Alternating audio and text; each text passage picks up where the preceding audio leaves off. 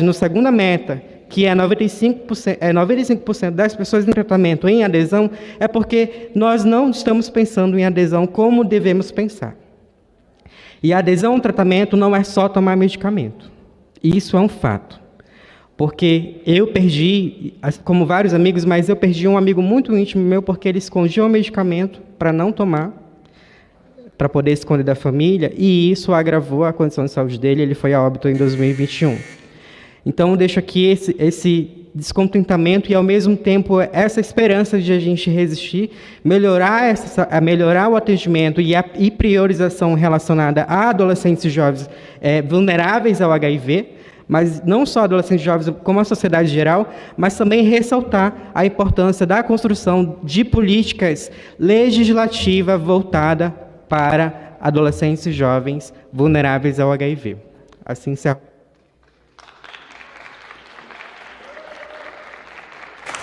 Agradecer a contribuição do João Marcos. Peço a sua licença para interrompermos a transmissão desta sessão solene, direto do plenário Ulisses Guimarães, em homenagem ao Dia Mundial de Combate à AIDS, para que a gente possa trazer para você o Câmara Agora, com tudo que acontece na Câmara dos Deputados, um pouco do que está previsto também para essa semana e para esse mês, que começa muito intenso aqui na Câmara dos Deputados. Mas se você quer continuar assistindo esta sessão solene na íntegra, vou colocar para você o QR Code que direciona para o nosso ambiente de transmissão dentro do portal câmara.leg.br.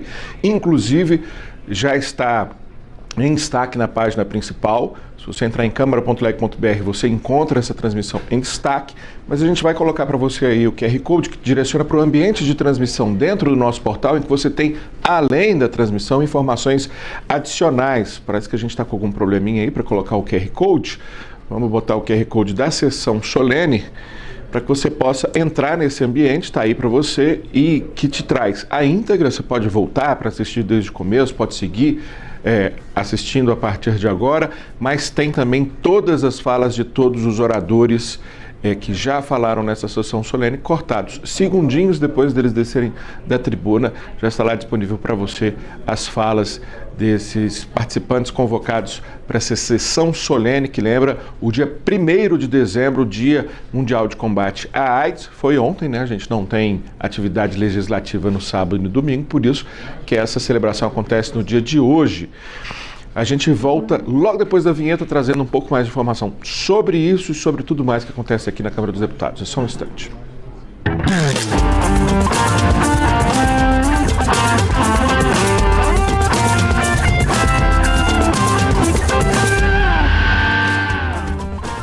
Olá para você que nos acompanha pela TV Câmara, pelo canal da Câmara dos Deputados no YouTube, pelo portal câmara.leg.br, também pelas redes sociais. Eu sou Lincoln Macário e vou com você até por volta de meio-dia no Câmara Agora, trazendo para você um panorama de tudo que rola aqui na Câmara dos Deputados, no Congresso Nacional, que teremos para essa semana, um pouco de rescaldo também da semana passada.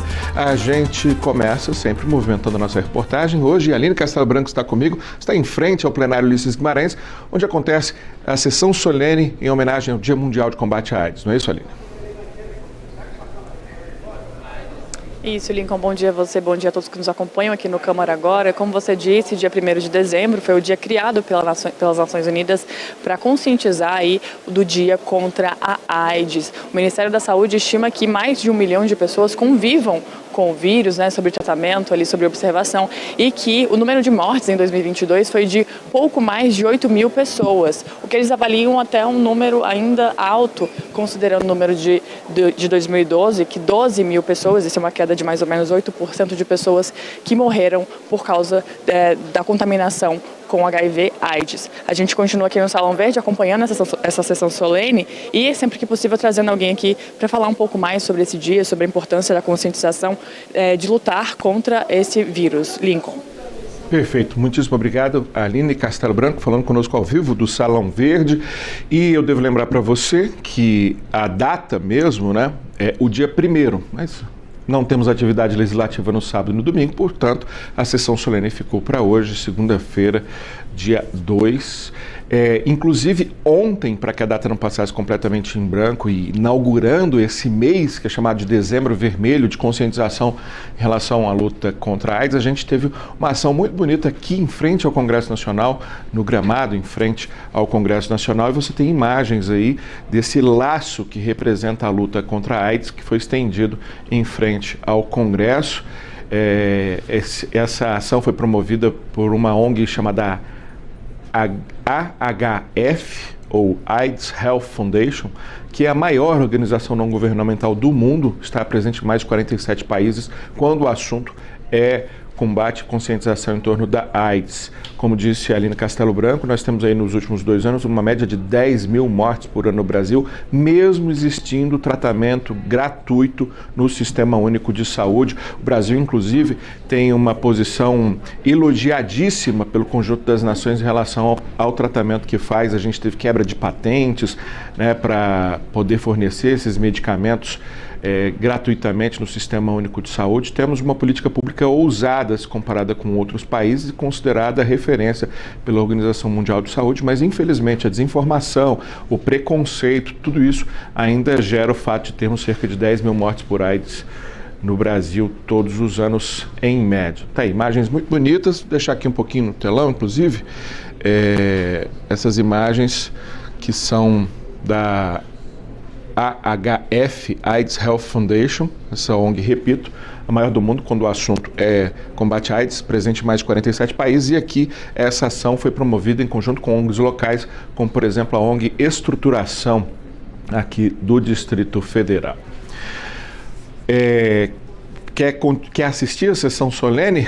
O QR Code que aparece aí na sua tela te direciona para o nosso ambiente de transmissão dentro do portal câmara.leg.br para que você assista a íntegra, mas a gente vai mostrar trechos aqui e, como disse a Aline Castelo Branco, vai trazer para você alguns dos principais convidados convocados para essa sessão solene, que é um momento de celebração, mas acima de tudo um momento de conscientização do nosso país a respeito dessa doença que ainda mata e mata muito. A AIDS é a doença que mais mata no mundo. As maiores vítimas estão, infelizmente, na África, que não tem a mesma capacidade que nós brasileiros. Nós, inclusive, ajudamos muito, o Brasil ajuda muito com tecnologias, com algumas políticas públicas. Como eu mencionei, o Brasil é referência, mas, infelizmente, a AIDS ainda mata muito no continente africano. Tem uma outra atividade legislativa bem importante acontecendo hoje aqui no Congresso Nacional. Você sabe, o Congresso Nacional tem, por um mandamento da Constituição, um outro órgão auxiliar, menos conhecido que o Tribunal de Contas da União, que é o Conselho de Comunicação Social, que existe justamente para ser um órgão de assessoramento do Congresso Nacional em todos os assuntos que dizem respeito à comunicação. E aí, esse Conselho de Comunicação Social se reúne ordinariamente toda primeira segunda-feira do mês. Às vezes ela tem também algumas reuniões extraordinárias, Conselho de Comunicação Social. E hoje o Conselho de Comunicação Social está reunido para um seminário, algo que eles fazem com muita frequência, uma audiência pública, para tratar de algo muito interessante, que é a TV 3.0, que recebe também um apelido de DTV+. O que é a TV 3.0? É a terceira geração da TV, considerada a TV 1.0, aquela primeira que surgiu lá na década de 50, ainda preto e branco. Depois tivemos a TV 1.5, que é a mesma tecnologia de TV analógica, porém colorida. A TV 2.0 é a digitalização da TV, esse processo que começou ali em 2007, 2009, e hoje a TV que a gente consome mudou inclusive um pouquinho o formato, né, para ser um pouquinho mais horizontal, saiu do formato 4x3 para o formato 16x9, que é o mesmo formato de cinema. Ganhamos muito em qualidade e agora estamos indo para a TV 3.0, que vai manter o formato, mas vai ganhar muito em qualidade, porque a gente pode ter transmissões que hoje são em 1K, né, em Full HD, passando para 4 vezes 4K ou até 8K em alguns casos, e um número muito maior de canais ocupando o mesmo espectro de 6 MHz, que hoje é ocupado apenas por um canal em Full HD e no máximo 3 canais em Standard Definition, a definição padrão, que é um pouco abaixo da chamada Full HD. Eu tinha imagens aqui, vou pedir para voltar. Quem está falando nesse momento é o Marcelo Moreno, ele é professor de Ciência da Computação da Universidade Federal Federal de Juiz de Fora, é ele que está liderando o chamado Módulo Tecnológico de Desenvolvimento da TV 3.0, que tem uma característica, ela vai ser orientada a aplicativos. O que isso significa? Hoje, nossa experiência de consumo é a mesma de 1950, a gente troca de canais. O que vai acontecer? A gente vai ter uma convergência para algo semelhante com o que a gente tem hoje nas chamadas Smart TVs, em que você acessa aplicativos para ter acesso a alguns serviços. Então você entra lá no aplicativo de streaming, né, no aplicativo, algumas TVs permitem aplicativos, por exemplo, de prestação de serviços, há TVs que suportam até aplicativos de bancos e por aí vai. Pois bem, você não vai mais zapear entre canais, os números inclusive vão desaparecer, você vai zapear entre aplicativos e é exatamente isso que está sendo mostrado aí. Você vai ver muita sigla OTA e OTT aparecendo. O que é OTA? Over the Air. É o sinal que vem pelo espectro, né? Pelo sinal de radiodifusão comum, e o OTT, Over the Top, é o sinal que vem pela internet. O que a TV 3.0 vai fazer? Cada vez mais combinar esses dois sinais. Vai ser possível, por exemplo, você receber pelo ar um sinal de TV com uma qualidade X e poder complementá-lo com qualidade de imagem, com qualidade de som a partir da internet. Ela também vai poder vir com 100% de qualidade, chamado áudio imersivo, muito parecido com o que a gente tem no cinema, todo a partir do ar, mas eu vou poder ter várias complementações, inclusive de informações adicionais, capacidade de interação, tudo acontecendo. Vamos dar uma escutadinha no que diz o professor Marcelo Moreno, repito, um dos maiores especialistas da América Latina sobre computação para TVs e que está liderando o segmento do Fórum Brasileiro de TV Digital voltado para a questão do desenvolvimento da tecnologia e desse ambiente de aplicativos. Vamos ouvi-lo um pouquinho. O próprio sistema entrega, tá? Então é um ambiente de dados, de personalização, abrangendo, né, desde hábitos de visualização até preferências baseadas na localização. Os radiodifusores coletam esses dados para fazer as recomendações, para fazer publicidade direcionada, para fazer a comunicação pública personalizada, e a gente tem cada vez mais dados sendo compartilhados, né?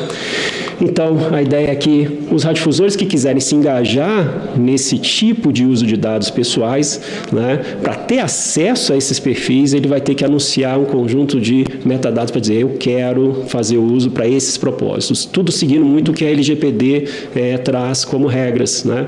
A gente se aproveitou de um padrão ISO que já é compatível com a GDPR, que a gente sabe que é ainda mais restritiva, né?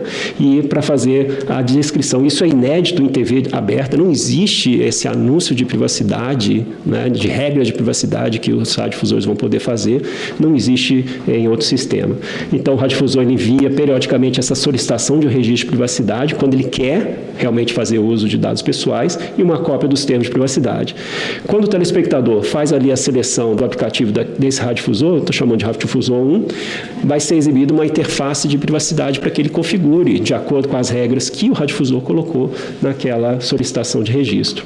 Então, o telespectador faz as suas escolhas, muito parecido com o que a gente já vê na web, podendo ser personalizado, né? Só que a gente vai ter evidências. A gente vai coletar evidências. Um registro de privacidade, segundo as escolhas do telespectador, vai ser entregue ao radiodifusor 1 e dentro do receptor vai ser salvo um recibo de privacidade com esses mesmos dados. Então, a gente gera essas evidências.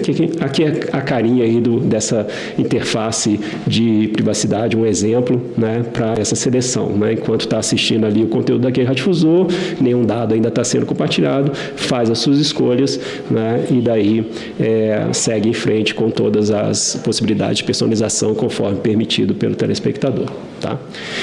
Então, em resumo, né, essa TV 3.0 tem essa convergência IP, tem essa forte integração com o broadband, é uma plataforma orientada a aplicativos, tem toda essa personalização, mas essa personalização ela está realmente restrita ao controle de privacidade que as pessoas têm que poder ter sobre seus dados, tá?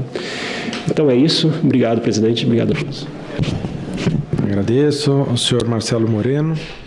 Tá aí, ouvimos um pouquinho do que disse o professor Marcelo Moreno, da Universidade Federal de Juiz de Fora, que está participando, né, desse grupo de trabalho responsável por projetar como será a nossa experiência de TV daqui em diante, perspectiva inclusive de que o ano que vem seja o processo de implantação do ponto de vista tecnológico nas emissoras, para que a partir de 2026 a gente tenha efetivamente um início da transição. Eu lembro para você que a transição da TV 1.0 para a TV 2.0, do analógico para o digital, ainda está acontecendo. A gente ainda vai ter encerramento de transmissões analógicas em alguns municípios do país nesse ano. Era um processo de transição que era para ter sido mais rápido, durar aproximadamente 10 anos, durou muito mais, mas e vai ser também assim com a TV 2.0 para a TV 3.0, mas trazendo muito mais novidade para você, a possibilidade de uma experiência mais semelhante com a que a gente tem hoje no celular. A TV vai se converter numa espécie de grande celular na nossa parede, com a possibilidade da gente receber inclusive recomendações do que a gente pode assistir a partir do que a gente gosta, possibilidade de, inclusive, a gente ter anúncios direcionados, como já existe hoje na internet, e por aí vai. Você quer continuar assistindo, quer pegar desde o começo? O QR Code que aparece aí na sua tela te direciona para o ambiente de transmissão lá no portal do Senado. O Conselho de Comunicação Social é um órgão auxiliar do Congresso Nacional, das duas casas. Porém, do ponto de vista operacional do seu funcionamento, ele está pendurado, entre aspas, ali na estrutura do Senado Federal, porque o presidente do Senado é o presidente do Congresso Nacional. É então por lá que acontecem as transmissões e é lá que acontecem as reuniões, mas repito, o Conselho de Comunicação Social é um órgão auxiliar do Congresso.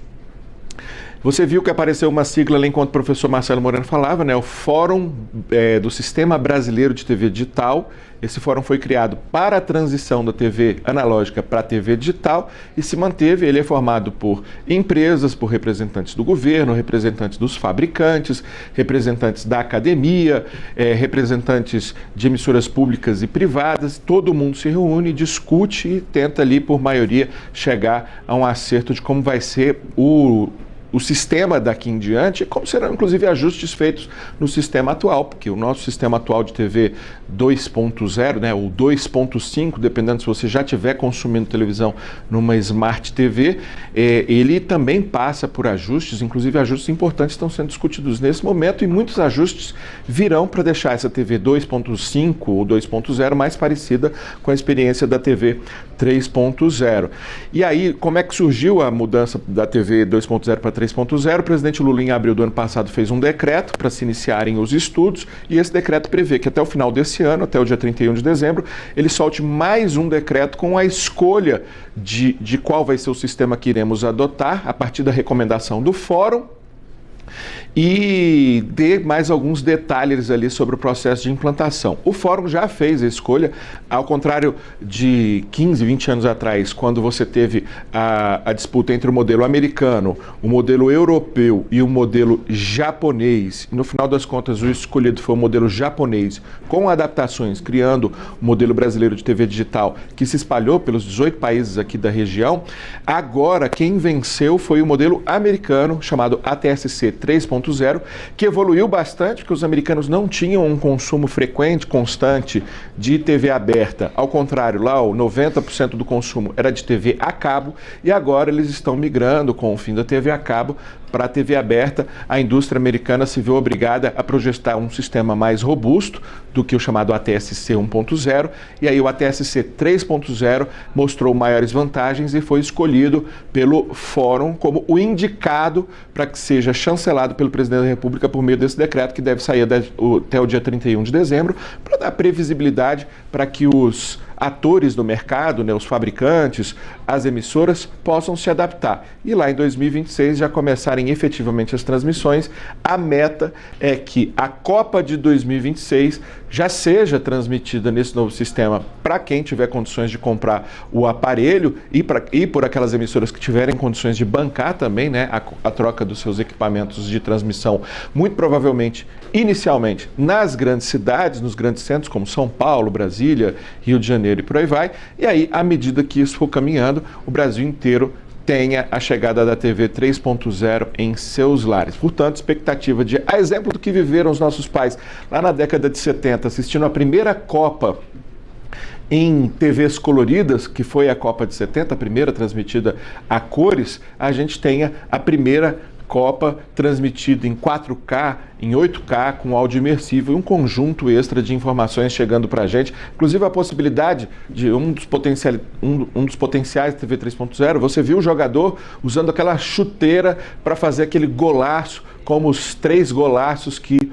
o Botafogo, não sou botafoguense, mas quero homenagear os botafoguenses aqui com o título da principal competição sul-americana, né, a Libertadores da América. Você viu o jogador dando aquele chutão, fazendo aquele golaço, close na chuteira, você quer comprar uma igual. Você vai poder clicar na chuteira e vai abrir um anúncio te possibilitando comprar aquela chuteira. Ou seja, ficou uma experiência de consumo muito mais parecida com o que a gente tem na internet. Para tudo isso, você precisa de uma conexão, né? Quem tiver conexão vai poder usar mais os recursos da TV 3.0. Quem não tiver vai usar menos, mas vai ser uma convergência entre a experiência que a gente tem hoje na internet com a experiência que a gente tem historicamente na televisão. É muito interessante, você vai acompanhar, a gente vai tentar trazer para você tudo que acontece de novidade em relação a essa mudança importante no nosso sistema brasileiro de TV. Agora vamos falar um pouco do que temos de perspectiva para essa semana de votações no plenário Ulisses Guimarães. Nosso colega Cid Queiroz, repórter setorista do plenário, que acompanha ali para e passo tudo que acontece por lá, nos traz esses detalhes com a possibilidade de votação de uma matéria ligada ao combate à violência contra a mulher. Vamos ouvi-lo. Olá! O plenário pode apreciar projetos para marcar a passagem da semana em que se celebra o Dia Internacional de Combate à Violência contra a Mulher. A deputada paulista Simone Marqueto, do MDB, é autora do projeto que institui no SUS o Programa de Reconstrução Dentária para mulheres vítimas de violência doméstica. Na semana que nós lembramos o Dia Internacional de Combate à Violência à Mulher, nós entendemos um programa aqui do GDF, do nosso governador Ibanez, a nossa vice-governadora Celina, que trazem já isso na prática às mulheres que são violentadas. Infelizmente, nenhuma ação vai apagar a marca da violência, mas nós temos que ter políticas públicas para evitar a violência e também acolher as mulheres violentadas. Outro projeto tipifica o crime de manipulação digital de imagens por inteligência artificial e agrava a pena em caso de crimes contra mulheres e candidaturas femininas em período eleitoral. O deputado mineiro Patrus Ananias, do PT, defende a aprovação dessa matéria. O PL pretende incluir dispositivos no Código Penal e na Lei das Eleições para tipificar a conduta de criar, produzir ou divulgar conteúdos sexuais manipulados por meio de inteligência artificial, especialmente no contexto eleitoral, e que visam especialmente as mulheres. Por este motivo, pelo alto alcance desse projeto, e também para colocarmos limites à inteligência artificial, para que seja aproveitada no caminho do bem, da justiça, da paz, e não no caminho da violência e da agressividade, especialmente crianças, adolescentes e mulheres. Por isso, nosso voto é sim. A Câmara pode dar continuidade à votação da proposta de emenda à Constituição que amplia a imunidade tributária de templos e organizações religiosas e do programa de incentivos para o fortalecimento da indústria nacional de fertilizantes. Podem ser incluídos ainda na pauta o projeto que permite a abertura automática de cadastro positivo de consumidores, sem necessidade de autorização prévia do cadastrado, como ocorre hoje, o projeto que suspende o pagamento de tributos e multas por atraso nas contas de água e luz de consumidores de áreas atingidas por calamidade pública, e o projeto que institui o dia 18 de agosto como Dia Nacional da Dança Afro-Brasileira. Esses e outros debates e votações você acompanha no portal da Câmara, na rádio e na TV Câmara, no nosso canal no YouTube e nas nossas redes sociais. Até lá! Bom, vamos falar um pouco mais da sessão solene que celebra o Dia Mundial de Combate à AIDS. A Aline Castelo Branco está com um dos participantes, não é isso, Aline? Isso, Lincoln, eu estou com o Michel Platini, ele é presidente da ONG Estruturação, o grupo LGBT aqui de Brasília, que trata sobre essa questão da convivência com o vírus da HIV. Fala um pouco mais sobre pra gente, um pouco sobre essa campanha do Dezembro Vermelho, que é uma campanha de uma instituição pública do Brasil sobre combate à AIDS, e quais ações vocês tomam aqui em Brasília e em todo o país. Lincoln, a gente foi fundado em 1994 e o objetivo da fundação naquela época já era enfrentar o HIV/AIDS.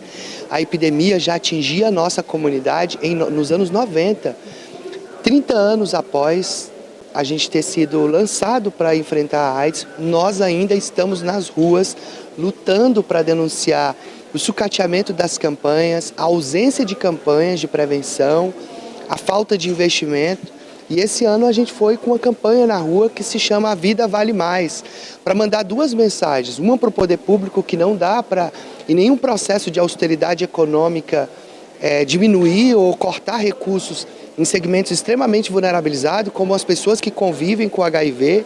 Não dá para ter austeridade econômica nesse sentido.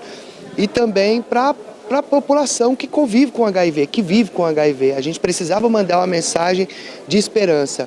O estigma foi o tema que nós levantamos esse ano, porque ainda ele atinge as pessoas que convivem com HIV.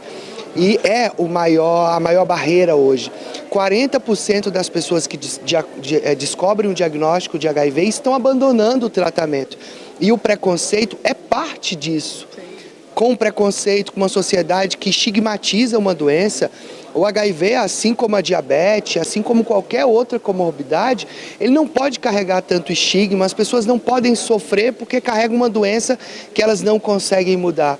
Por isso, esse ano, o Dia Mundial de Luta contra a AIDS, o Dezembro Vermelho, que inclusive foi uma lei aprovada por essa Casa Legislativa, chama a atenção de toda a sociedade. E a gente está falando de uma doença, como você disse um pouco antes aqui da gente entrar, que é uma doença prevenível, que tem PrEP, PEP, antes da exposição, depois da exposição, e as campanhas mesmo, quem acompanha a televisão principalmente, tinha muitas campanhas de prevenção, de use camisinha, de faça exames regularmente.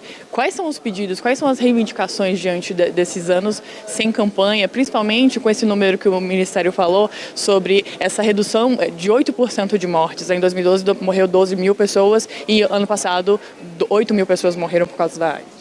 Ano passado, você pensar, né, uma doença, como você mesmo falou, prevenível, tratável, e ainda morrer 12 mil pessoas, isso é inadmissível, é inaceitável. A gente não pode naturalizar esse estado que a gente está vivendo, esse momento que a gente está vivendo. Não dá mais para a gente perder vidas para a AIDS, sendo que a gente já tem tratamento. Nós já estamos falando da incorporação de vacina para prevenir o HIV no mundo. Já tem vacina para tratar as pessoas que estão contaminando com HIV. Já foram incorporados nesses últimos anos muitas tecnologias, como a própria PrEP, a PrEP, ou seja, é inadmissível que pessoas continuem morrendo, que pessoas continuem se infectando e que o Estado brasileiro, por mais que ele tenha dado boas respostas para a AIDS nesses últimos anos, inclusive em comparação com outros países, que a gente ainda conviva com a lástima desses dados. O nosso sistema único de saúde é potente e ele tem condições de enfrentar isso. Por isso a gente precisa de mais investimentos. A gente chama a atenção da sociedade para a gente pensar: nada tem mais valor do que a vida que vale mais. Então, assim, a pessoa descobrindo a doença, continue fazendo tratamento, vá atrás daquilo que o SUS oferece. Se você descobrir um diagnóstico, nem tudo está perdido. Procure o serviço, tem testagem, vá na unidade mais próxima, busque o tratamento. As pessoas conseguem viver com longevidade, se tratando diariamente. Há esperança. Não desistam do tratamento. A gente precisa que todos os veículos falem sobre isso. Deu positivo, faça o tratamento, inclusive interrompendo a transmissão, porque quem faz tratamento e baixa a sua carga viral não transmite mais. Muito obrigada, viu, Michel? Boa sorte aí na sua luta contra a AIDS, contra a HIV. Obrigado, e a gente espera que vocês continuem ajudando a gente a difundir as boas informações para que a gente viva uma vida sem a AIDS. Perfeito. Lincoln, volto com você. Obrigado, Aline. Parabéns ao Michel Platini. Vou até fazer um bullying com você, tá, Aline? Explicar que ela chamou o presidente da ONG Estruturação de Michel Platini, mas obviamente faz referência a Michel Platini, esse grande futebolista francês, apesar da origem do nome ser italiano. Platini é um sobrenome italiano, ele é francês, ficou famoso pela seleção, mas ficou famoso jogando na Juventus, que é italiana. Ou seja, uma confusão ali bem europeia, mas por falar em europeu, ele foi presidente da UEFA, né, que é a CBF da Europa, trocando em miúdos. Michel Platini, que figura, tá sem sombra de dúvida, entre os maiores jogadores da história. Hoje eu estou bem em clima de futebol, né? Afinal de contas, repito, não sou botafoguense, mas fiquei bastante satisfeito com o jogão de bola que a gente viu no sábado, né, contra o Atlético Mineiro, que, diga-se de passagem, manteve ali também a garra. Foi um jogão dos dois lados, mas deu mais para o Botafogo. E aí um abraço aos botafoguenses, muitos deputados federais botafoguenses, inclusive o presidente anterior dessa casa, Rodrigo Maia, deve estar feliz da vida com o título do seu Botafogo. Mas vamos lá, vamos falar um pouco da agenda para essa semana, porque tem muita coisa interessante acontecendo, e eu vou começar pela Comissão de Saúde, que debate a regulamentação das atividades do técnico farmacêutico. As categorias da saúde são categorias que se mobilizam muito, muito mesmo. É impressionante ver a capacidade de mobilização dessas categorias. A gente teve na semana passada, inclusive, a aprovação na Comissão de Saúde de piso salarial e regras de reajuste salarial para médicos e dentistas do SUS, e os fisioterapeutas e farmacêuticos são outra categoria que estão direto aqui. Nesse caso, as atividades do técnico farmacêutico vão ser objeto de debate na Comissão de Saúde. Se você é da área de saúde, é farmacêutico, quer saber mais, aponta a câmera do seu celular para o QR Code que você fica sabendo todos os detalhes. Agora vamos para a Comissão de Legislação Participativa, que vai debater inteligência artificial e mudanças na LGPD, que é a Lei Geral de Proteção de Dados, que ficam ainda mais em risco diante da inteligência artificial, né? Porque a gente costuma, todo mundo, não é um problema só do brasileiro não, mas todo mundo costuma dar acesso aos seus dados e aceitando todas as condições, todos os termos que as aplicações da internet colocam para a gente, sem ler muito, e isso às vezes coloca em risco os nossos dados. Existe a LGPD, inspirada inclusive em legislações estrangeiras, para uma proteção dos dados, mas a gente precisa também ter atenção, porque a LGPD vai até um determinado ponto, que é até onde você autoriza, né, o uso ou não daqueles dados. Então, a questão da inteligência artificial, cujas plataformas vão cada vez mais pedir os nossos dados para nos oferecerem a melhor resposta para as nossas perguntas para a inteligência artificial, ela também pode cometer abusos, e é necessidade da gente estar atento e a necessidade das autoridades estarem atentas também para as eventuais mudanças necessárias nessa legislação. Quer saber mais? Aponta a câmera do seu celular para o QR Code que você vai ter o ambiente de transmissão com o requerimento que motivou a realização dessa audiência pública. E eu lembro a você que a Câmara, em 2020, aprovou um projeto de lei de regulamentação da inteligência artificial, que é o PL 21/2020, que foi para o Senado. O Senado achou ele insuficiente, foi montada uma comissão de juristas que apresentou uma nova sugestão de texto que foi apadrinhado, digamos assim, né? O presidente do Congresso Nacional apresentou esse texto da comissão de juristas como uma proposta sua, está sendo debatida lá e, uma vez votada lá, deve vir para a Câmara para que a Câmara avalie as modificações propostas. Vamos adiante. Comissão de Transporte. Debater os impactos do roubo de carga no Brasil, com foco no Rio de Janeiro, onde esse problema é mais grave. Nós já tivemos, inclusive, um debate sobre isso aqui há umas 2 semanas. O impacto é impressionante, coisa assim de bilhões de reais por ano em perdas com o roubo de carga, e o problema está, obviamente, nas organizações criminosas que praticam o roubo, mas está também na existência de uma clientela, seja ela pessoas ou empresas, que compram o fruto do roubo, gerando um ciclo aí nada virtuoso, ao contrário, um ciclo vicioso que é muito ruim para todos aqueles que... para toda a sociedade, né? Vamos encurtar a conversa aqui. Vamos para uma a agenda relativa à Comissão de Segurança Pública e Combate ao Crime Organizado, que vai ouvir por convocação, não foi convite, o ministro Ricardo Lewandowski. Ele vai comparecer à Comissão de Segurança Pública e Combate ao Crime Organizado com quem, diga-se de passagem, estabeleceu uma relação razoável ao longo dos últimos meses, mas nessa última vez a Comissão de Segurança Pública resolveu convocá-lo e não convidá-lo, como tinham sido as visitas anteriores do ministro da Justiça, Ricardo Lewandowski. Em geral, um deputado especialmente oposicionista, no cumprimento do seu dever de fiscalização do Poder Executivo, apresenta um projeto de convocação, mas a partir dos diálogos, da construção política ali dentro da comissão, esse requerimento de convocação é convertido em requerimento de convite, se o titular da pasta que está sendo convocado tiver uma relação tranquila com a comissão, já tiver comparecido nos outros convites, não colocar nenhum empecilho. Mesmo diante de uma relação razoável, pelo menos a partir do meu julgamento, o que a comissão fez da última vez foi convocar, dada a gravidade dos muitos assuntos que o ministro da Justiça deve tratar na visão dos participantes que aprovaram esses requerimentos. Para você ter uma ideia, eu vou contar para você aqui quantos requerimentos são, porque são tantos que eu não consegui contar antes. 1, 2, 3, 4, 5, 6, 7, 8, 9, 10, 11, 12, 13, 14, 15, 16, 17, 18, 19, 20, 21, 22, 23 requerimentos apresentados para a presença do ministro, entre Marcos Polon, Sanderson, Coronel Ulisses, Rodolfo Nogueira. Marcos Polon e Sanderson foram os que fizeram mais requerimentos, mas tem um também, deputado Paulo Bilinski, do deputado Gilvan Federal e deputado Eduardo Bolsonaro.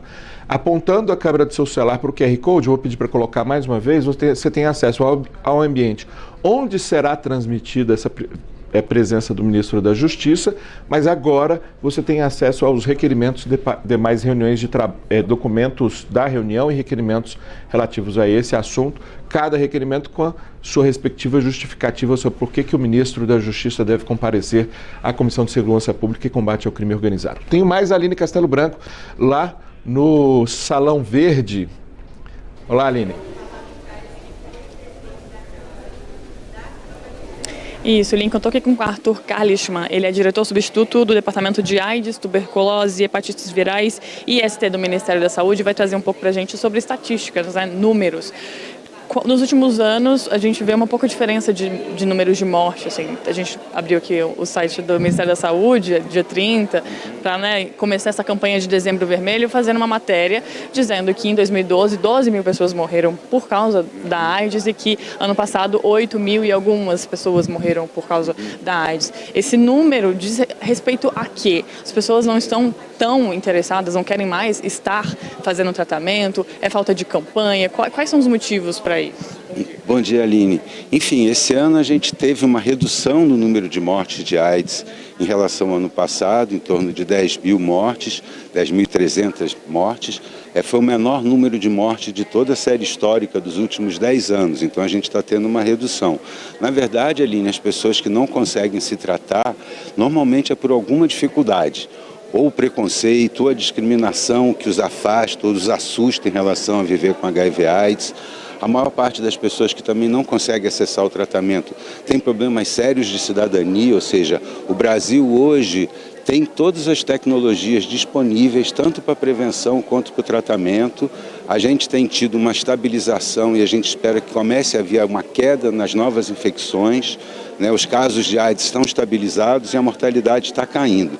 Porém, a gente tem hoje as pessoas que não conseguindo acessar os serviços de saúde, o tratamento, ou chegam tarde, normalmente tem a ver com pobreza, como eu disse, além do preconceito e discriminação, pelas iniquidades sociais, né? Isso no Brasil hoje, quem está morrendo mais são as pessoas mais pobres, existe uma interação, uma intersecção entre classe social e raça, então as pessoas negras morrem mais que as pessoas brancas, existe muito preconceito contra pessoas trans, né? Que também têm dificuldade socioeconômicas, elas têm pouco acesso à prevenção e tratamento, ou seja, na média, a gente até está indo bem no país, mas tem gente ficando para trás. E as pessoas estão ficando para trás principalmente por questões de preconceito, de discriminação. A gente tem que abrir corações e mentes e aceitar e concordar e conviver com todas as pessoas como elas são. E por questões de pobreza. O Brasil ainda tem que promover cidadania, né, das pessoas que estão ficando com dificuldade, porque é muito difícil você se tratar de AIDS sem ter direito onde morar, sem ter dinheiro para ir voltar para o serviço de saúde, passando sem emprego, ou seja, a gente tem que também, o presidente Lula lançou uma nova política, o Brasil Saudável, que além do Ministério da Saúde, coloca 14 ministérios no sentido de buscar políticas intersetoriais, né? Moradia primeiro, passe, Bolsa Família, como a gente inclui essas pessoas vivendo com HIV/AIDS, que estão ficando para trás em programas sociais, de forma que elas possam de fato se beneficiar das tecnologias que o SUS está colocando disponível. E quanto ao número de infecções, as pessoas continuam se infectando com HIV/AIDS? Como que está essa métrica em relação aos outros anos, em que não se tinha, por exemplo, PrEP, PEP? Isso. O Brasil já há muitos anos trabalha na perspectiva da prevenção combinada, ou seja, a gente tem a questão do preservativo, os preservativos internos, externos, o gel, né? E a gente agora tem a PrEP, que é a profilaxia pré-exposição, a PEP, que é a profilaxia pós-exposição, ou seja, existem um conjunto amplo de tecnologias disponíveis, a gente tenta colocar essas tecnologias à disposição. Os estados e municípios onde essas tecnologias estão disponíveis, onde a gente tem bastante PrEP, camisinha, já tem queda de infecção pelo HIV, ou seja, a gente já tem no município de São Paulo, em outros municípios do Brasil, no Sul, onde essa política está sendo posta de forma efetiva, uma reversão das novas infecções, mas infelizmente na média do país a gente ainda tem problemas e a gente ainda tem que melhorar, ou seja, a gente tem, como eu disse anteriormente, as mesmas questões que afastam as pessoas ou impedem elas de acessar o tratamento, as mesmas condições de preconceito, discriminação e, enfim, iniquidades sociais, as afastam também da prevenção. Além disso, a gente tem questões regionais de política pública, ou seja, tem que haver vontade política para implementar, tanto dentro do SUS, quanto no conjunto das políticas sociais, as ações e botar de fato as tecnologias disponíveis. Então a gente tem disparidades regionais no Brasil, que tem a ver também com as disparidades socioeconômicas que o Brasil tem da população, populações mais vulneráveis em regiões mais pobres do país. A gente tem diferentes ações políticas na hora de implementar a resposta, né? Na média, a gente está tendendo a uma estabilização, mas ainda alta do número de novas infecções. Aline, a gente tem muito melhorar, mas a gente, como eu disse antes, já tem locais no Brasil, estados e municípios que mostram que isso é possível. Então a gente tem que ampliar esse esforço, né? Trabalhar em parceria com a sociedade civil, né? Hoje a gente está aqui nessa audiência pública da Frente Parlamentar, junto com o Legislativo, promovida pela deputada Érica Cocai, junto com vários movimentos sociais, as redes de pessoas vivendo com HIV/AIDS. O papel do movimento social e das pessoas vivendo com HIV/AIDS no Brasil é muito importante na implementação dessa política, na cobrança e na participação, né? Então, assim, a gente tem avanços, mas tem muitos desafios, né? E a nossa meta é chegar em 2030 atingindo as metas da UNAIDS, né, globais de eliminação da AIDS, tendo 95% das pessoas diagnosticadas, as pessoas que vivem com HIV, e a gente está muito próximo dessa meta já, se é que já não alcançamos, 95% dessas pessoas em tratamento, e dessas em tratamento, 95% com carga viral indetectável, porque, como a gente está mostrando na campanha desse ano, I é igual a 0, ou seja, uma pessoa em tratamento usando os antirretrovirais, ela fica com a carga viral indetectável, ela não fica doente, ela não transmite o HIV. O que é muito bom para a pessoa, é bom para diminuir preconceito e discriminação, mas como eu disse antes, a gente tem que acessar e garantir que quem está ficando para trás, que não está conseguindo acessar isso, seja por questões de iniquidade social, seja por preconceito e discriminação, seja pela junção dessas duas coisas, consiga acessar essas tecnologias, tanto de prevenção quanto de tratamento. O que eu ia perguntar é justamente quanto às campanhas, né? A gente entrevistou aqui o presidente da ONG Estruturação, que falou que essas campanhas nos últimos anos foram um pouco bem menores, tiveram um acesso, um alcance alcance nacional muito menor. As campanhas com o histórico do Ministério da Saúde têm uma efetividade muito grande? Sim, é verdade. Eu acho que a gente tem passado e passou nos últimos anos por uma certa invisibilização da AIDS, né? Eu acho que a gente tem sim, e o Ministério da Saúde, o governo federal, tem implementado estratégias de tentar ampliar essa visibilidade social. Acabamos de lançar agora a campanha do Dia Mundial nas mídias sociais. Com esse mote, ela é fundamentalmente voltada para o esclarecimento sobre questões das pessoas vivendo com HIV e contra o estigma, o preconceito, né? O mote é HIV é sobre vida, né? Mas eu concordo, eu acho que no Brasil como um todo a gente tem que voltar a dar mais visibilidade à AIDS, falar mais da questão do HIV/AIDS, recuperar inclusive dentro das escolas a possibilidade da educação sobre sexualidade, sobre direitos reprodutivos, porque as grandes campanhas educativas na televisão, elas são importantes sim, ou nas mídias sociais. Hoje as mídias sociais têm até mais penetração do que a própria TV, né? Elas são importantes para manter um tônus de informação. Agora, esse trabalho do dia a dia, ele é muito fundamental. E a gente também tem tido uma certa invisibilização dessa discussão nas escolas, né? Com a juventude, né, sobre a questão da educação sexual. Eu respeito e entendo a posição das pessoas que acham que não se deve falar sobre isso nas escolas, com medo de que as pessoas, enfim, se percam. Mas eu acho que agora eu acho que quem pensa dessa maneira, na verdade, está perdendo aquilo que acha que está guardando. Porque a gente aprende a escovar o dente, a gente aprende a dirigir, a gente aprende a comer direito, a gente aprende bons hábitos de educação, e a sexualidade é uma dimensão da nossa vida e a gente tem que aprender a lidar com ela. E isso tem que ser conversado com os jovens. Ninguém bota ninguém enfia um desejo em ninguém. O desejo da gente é incontrolável. Nem a gente controla o nosso desejo, que dirá, ou seja, as pessoas têm que aprender a lidar com o seu desejo e a saber fazer um jeito de viver de forma responsável e saudável, independente se a pessoa gosta de homem, gosta de mulher, qual é a identidade de gênero que ela tem. Isso são escolhas muito pessoais, são construções muito pessoais que a gente tem que respeitar. Mas independente de quem você gosta, independente de quem você tenha desejo, se você não souber lidar com isso, a sua chance é igual pegar um carro e sair dirigindo sem ter aprendido. A sua chance de bater é altíssima. A mesma coisa, todo mundo tem que saber com seus desejos. Quanto mais chance a gente tem de conversar com os outros, de entender melhor, de se acolher, de se entender, mais chance a gente vai ter de exercer esses desejos de uma forma mais responsável e melhor. Então, poder falar sobre isso é fundamental e eu acho que o país, a juventude, perde muito quando a gente interdita esse debate. A gente até pode interditar o debate, mas é muito difícil interditar o desejo. E um desejo que não tem como saber exatamente para onde ir, pode ir de fato para o lugar errado ou não ser tão feliz assim. O resultado desse desejo pode sair pior do que a educação. Exatamente, com certeza, Aline, eu acho que isso é fundamental. Muito obrigada, viu, Arthur, por todos os esclarecimentos, por todas as suas falas aqui. Lincoln, volto com você. Aline, excelente entrevista com o Dr. Arthur Kalimann, que é doutor duas vezes. É doutor porque é médico, é doutor porque tem doutorado nessa área que ele coordena no Ministério da Saúde, que é a de doenças sexualmente transmissíveis. E a gente vai falar agora de uma outra doença que também é carregada de estigmas.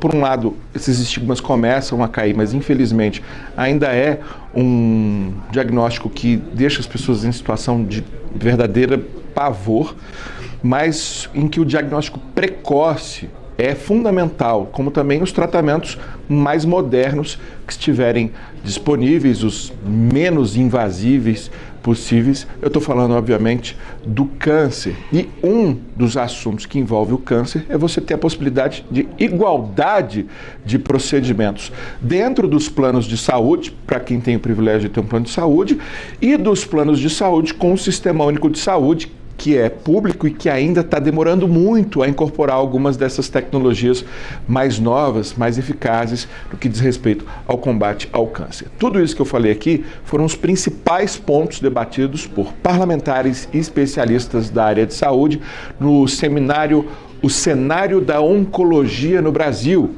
Oncologia, que é a especialidade médica focada no câncer. Esse evento foi promovido pela Comissão Especial de Combate ao Câncer e quem nos conta mais sobre esse intenso debate é o Fred Sokolovski. A prevenção e o controle do câncer é um dos principais desafios da saúde pública no Brasil. A doença já se consolidou como a segunda maior causa de mortes no país, com estimativa de mais de 700 mil novos casos diagnosticados anualmente, segundo dados do Instituto Nacional do Câncer, o INCA. Na Câmara, a Comissão Especial de Combate ao Câncer promoveu o seminário O Cenário da Oncologia no Brasil, com foco no debate sobre o diagnóstico precoce, avanços tecnológicos e ampliação do acesso a tratamentos de qualidade. Para Alisson Borges, vice-presidente da Sociedade Brasileira de Radioterapia, a detecção precoce do câncer aumenta significativamente as chances de cura e melhora a qualidade de vida dos pacientes. No entanto, o diagnóstico no Brasil ainda ocorre em fases avançadas da doença, o que reduz as possibilidades de tratamento e eleva os custos para o sistema de saúde. A gente sabe que os tumores mais prevalentes, vamos lá, excluindo os tumores de pele, tumores de mama, próstata, intestino, pulmão, eles têm ferramentas de screening muito eficazes de detectar essa doença antes dela atingir estados avançados, em que a gente sabe que a gente vai perder chance de sobrevida, vai perder chance de curar esse doente, vai dar muito mais tratamento, que vai gerar muito mais efeito colateral e também vai gerar muito mais custo para o Estado. Então, se a gente for pensar, a ferramenta, a política de Estado, como eu mencionei, ela tem que ser baseada em diagnóstico precoce. Luana Lima, da Associação Brasileira de Linfoma e Leucemia, afirmou que os avanços da tecnologia no tratamento do câncer, como a utilização de terapias direcionadas, imunoterapia e inteligência artificial, estão revolucionando a área oncológica. O maior desafio é que essas inovações sejam incorporadas de forma mais ampla e sem burocracias no Sistema Único de Saúde. Chegar a dirimir, todas essas situações para que o medicamento de fato esteja ali na ponta para o paciente é complexo. Mas nós precisamos avançar, porque hoje a gente tem possibilidade de dar um melhor tratamento, de ter desfechos melhores em saúde com as tecnologias, com essas novas tecnologias, com tratamentos avançados. Para a deputada doutora Mayra Pinheiro, do PL do Ceará, um dos principais problemas no Brasil é o acesso desigual ao tratamento oncológico. Enquanto grandes centros urbanos possuem melhor infraestrutura, regiões mais afastadas enfrentam a ausência de equipamentos e carência de profissionais especializados.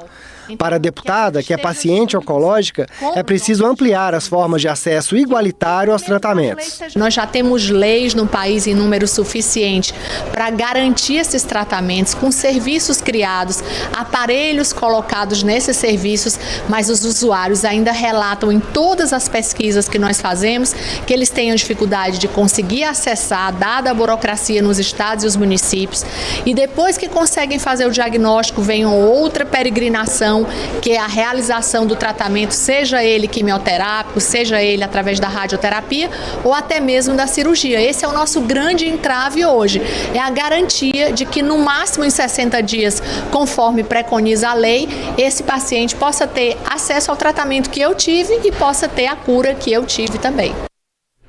Bacana. Bom, vamos dar um pulinho lá no Conselho de Comunicação Social, né? A gente explicou aqui no começo do nosso Câmara Agora que esse órgão auxiliar do Congresso para assuntos ligados à comunicação está hoje debatendo a implantação da TV 3.0 no Brasil, terceira geração de TV, a segunda geração de TV digital. E depois da fala dos especialistas que foram convidados para fazer a exposição sobre o quadro geral da TV 3.0, chegou o momento do debate entre os conselheiros. João Camilo Júnior, que representa as emissoras de TV no Conselho de Comunicação Social, está fazendo uso da palavra. É um momento interessante da gente ver as principais perguntas, os principais apontamentos feitos pelos debatedores, feitos pelos conselheiros durante o debate. Vamos ouvir um pouquinho lá do Conselho de Comunicação Social. Confusão de aplicações, você tem uma confusão de canais para poder chegar até aquilo que você quer, que é a questão dos canais que você está acostumado a assistir. Então, assim, ele muito bem citou os dois projetos de lei que estão regulamentando a questão do streaming, estão falando exatamente a respeito da proeminência da programação, para que exatamente a população mais vulnerável, a população menos letrada digitalmente, consiga ter acesso à programação da TV, que é o que a pessoa realmente está querendo assistir quando ela liga a televisão e pega o seu controle.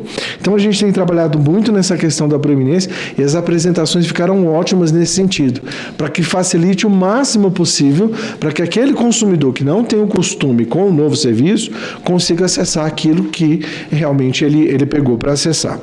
A segunda coisa que eu queria destacar, e eu acho que é muito importante, e também veio muito nas falas, é a questão das TVs públicas, né? Do serviço público de radiodifusão.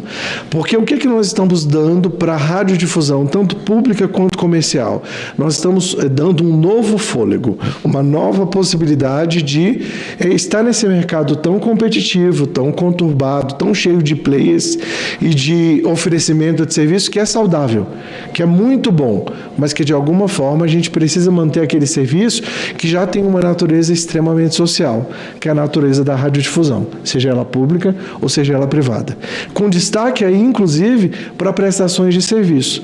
Muito embora o professor Marcelo colocou que ainda é bem embrionário, ainda está num momento de adaptação, de produção, existe essa dinâmica importante de utilizar esse serviço tão forte, que é a questão da radiodifusão, para tocar em situações como alerta de enchentes, alerta de desastres, campanhas de vacinação, campanhas de saúde. Existem projetos até, por exemplo, para fazer matrículas das crianças por meio do serviço de radiodifusão dentro dessa dinâmica de TV 3.0. Então, assim, eu quero destacar a importância desse serviço, que vai ser cada vez mais social, viu, presidente Miguel, e cada vez mais acessível em relação a outras dinâmicas. Então, não só a entretenimento, a informação de qualidade e gratuita, mas também a serviços que a população precisa. Sejam eles voltados para a questão educacional, questão de saúde. Então, assim, eu queria destacar muito esse novo movimento, né, da TV 3.0, trazendo serviços de qualidade e serviços sociais para a população. Então, acho que o grande protagonista da TV 3.0 não é a programação e nem o serviço de radiodifusão, vai ser a população, vai ser o cidadão. É isso. Muito obrigado e parabéns pelas explanações de vocês. Obrigado, conselheiro. Conselheiro Valderez. Desculpe, a sua concordância com a audiência pública foi tão enfática que eu me confundi aqui.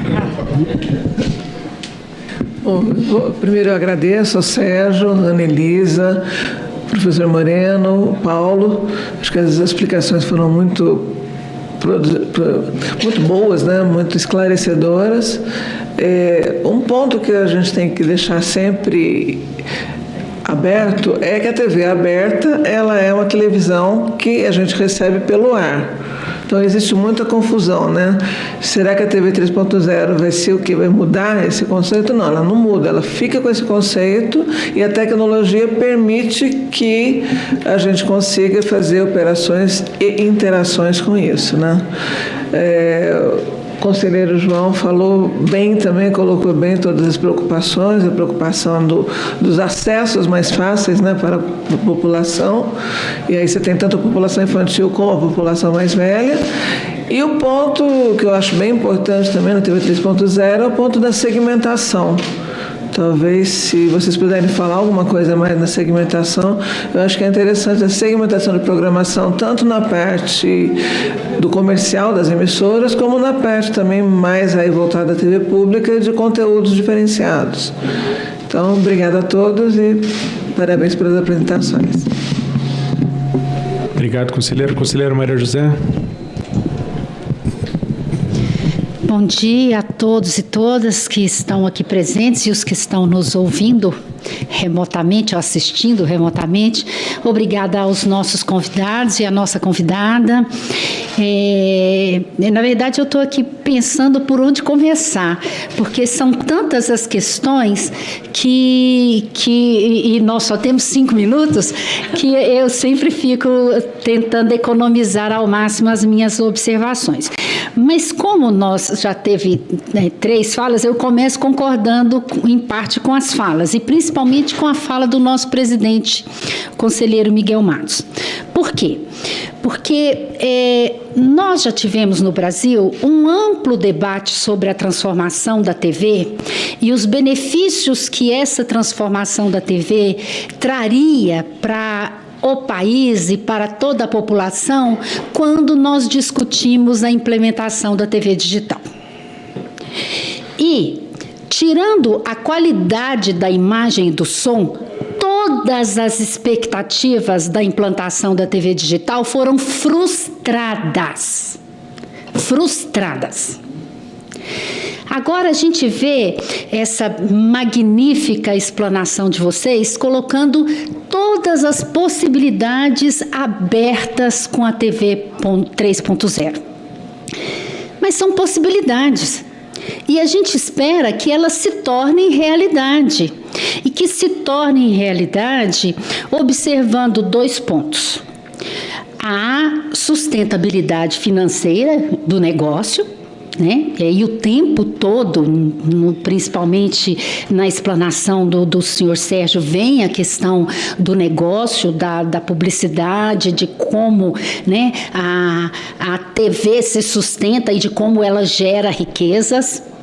Então, a gente tem que ter a preocupação com a sustentabilidade, mas a gente tem que ter a preocupação também com o serviço oferecido para a população. E isso é que é o essencial. A sustentabilidade, ela é necessária, mas para que haja o serviço. Então, o serviço é que é o essencial. E aí, a gente tem...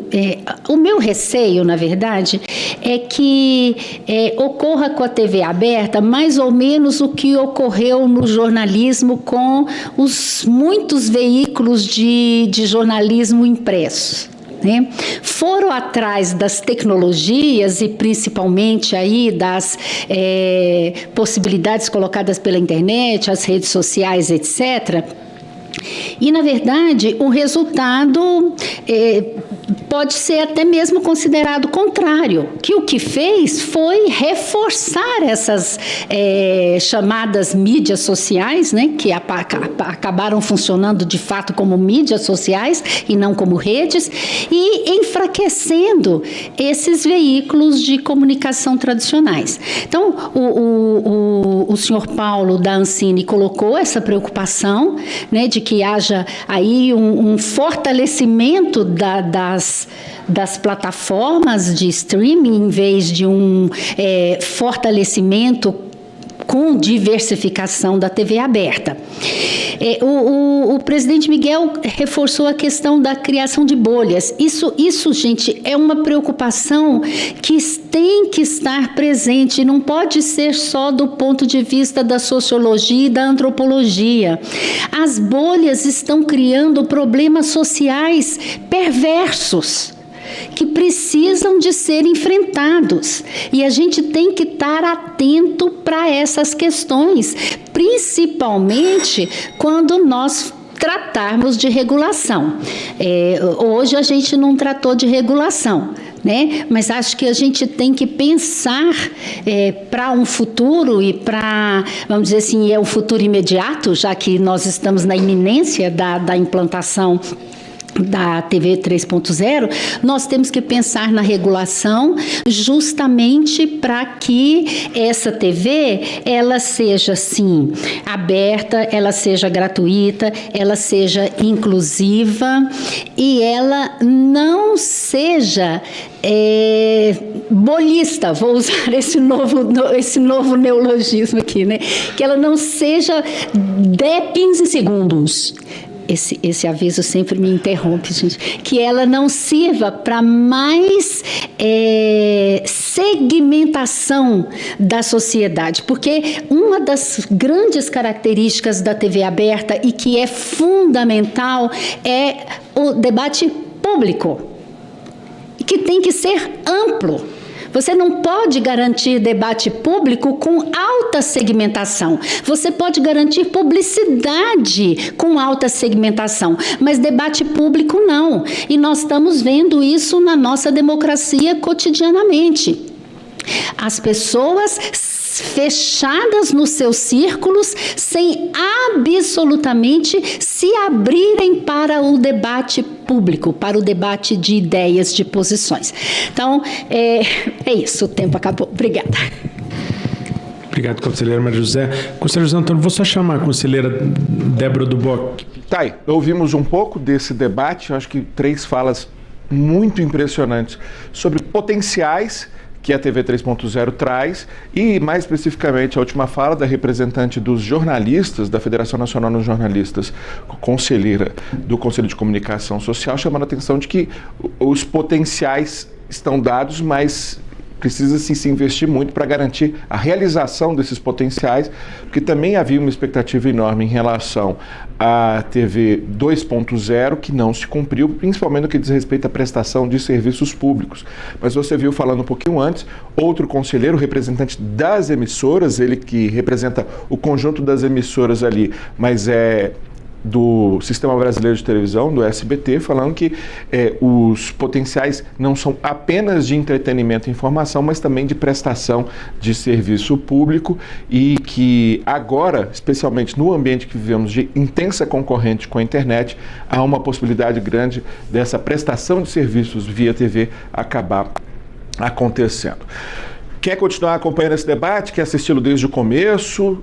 Aponta a câmera do seu celular para o QR Code que aparece aí na sua tela e você vai ter acesso. Inclusive, na TV 3.0, essa coisa de sacar o celular, abrir a câmera e apontar para você poder acessar o conteúdo no seu celular vai desaparecer um pouco. Você vai poder simplesmente clicar em cima de um botão e ter essa informação paralela num segundo canal, ir automaticamente para o segundo canal, salvar esse canal para assistir mais tarde.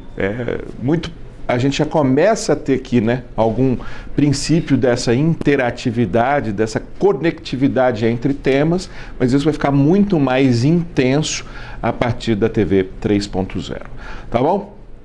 Olha só, vamos lá um pulinho lá no plenário Ulisses Guimarães, nessa sessão solene que celebra o Dia Mundial de Combate à AIDS, que é o dia 1º de dezembro, dando início ao Dezembro Vermelho de conscientização sobre a AIDS, proposto pela deputada Érica Cocai, que estava fazendo uso da palavra nesse instante. Se não me engano, está encerrando. Vamos um pouquinho do som de lá do plenário, para a gente contextualizar aqui. Está encerrado, foi encerrado. Começou ali por volta das 9, né? Tivemos pouco menos de 2 horas de sessão solene. Você vê aí a foto que os representantes das muitas ONGs envolvidas nessa celebração vão fazer, além do representante também do Poder Público. Quem está subindo ali agora, inclusive, é o Arthur Kalimann, que é o coordenador da área de DST do Ministério da Saúde, que deu uma entrevista muito bacana para a gente agora há pouco. Então, com essa imagem aí do encerramento, a gente vai voltar aqui para as nossas reportagens. Eu só queria dizer que você quer assistir a sessão que acabou nesse instante, vou pedir para botar o QR Code aí. O QR Code te direciona para o nosso ambiente de transmissão dentro do portal câmara.leg.br, e você tem uma grande vantagem de assistir por meio desse ambiente de transmissão. Ele traz todas as falas de todos os convidados que ocuparam a tribuna, cortadinhas para você baixar só em áudio ou em áudio e vídeo, logo depois que a fala terminou, né? Então já estão todas disponíveis lá para você. Daqui a pouquinho também a nossa inteligência artificial chamada Ulisses transcreve toda essa sessão solene, que passa por uma supervisão humana para ver se não tem nenhum erro, né? E fica disponível também em texto tudo que acontece no plenário Ulisses Guimarães. Isso é muito importante, inclusive, para pesquisadores da área, né? Então, se você quer assistir trechos que você perdeu, que a gente não exibiu, quer guardar esse material, acesse, aponta a câmera do seu celular para o QR Code, você encontra a página dentro do nosso portal câmara.leg.br, onde aconteceu essa transmissão. Vou trazer para você agora uma reportagem sobre o mês da consciência negra. Estamos começando o Dezembro Vermelho, né, de conscientização sobre a AIDS, mas tivemos o mês de novembro muito dedicado à consciência negra. Foi inclusive o primeiro 20 de novembro como feriado nacional oficial. Já era feriado em 6 unidades da federação, em mais de 1000 municípios, mas a partir desse ano se torna feriado para todo o país, numa referência a Zumbi dos Palmares, importante líder negro do Quilombo dos Palmares, lá em Alagoas, e que se tornou símbolo da resistência. O dia 20 de novembro foi o dia do seu assassinato em batalha, né, no contexto de luta contra a escravização de negros que vivíamos no Brasil até 1889. Pois bem, no mês da consciência negra, né, o mês de novembro, a TV Câmara teve uma série de debates e reflexões que repercutiram o tema. Os programas estão ainda disponíveis no nosso portal câmara.leg.br/TV e nosso canal no YouTube e abordam desde o racismo estrutural e a vulnerabilidade da população negra até tentativas de solução desses problemas, como as cotas raciais na educação e no serviço público. A Keila Santana fala para a gente dessa programação especial que, repito, está disponível ainda nas redes e ainda passando em momentos especiais da nossa programação. Vamos ver. Pela primeira vez no Brasil, um feriado no Dia da Consciência Negra, 20 de novembro. Do lado de fora do Congresso Nacional, uma iluminação especial como parte das ações em homenagem ao dia.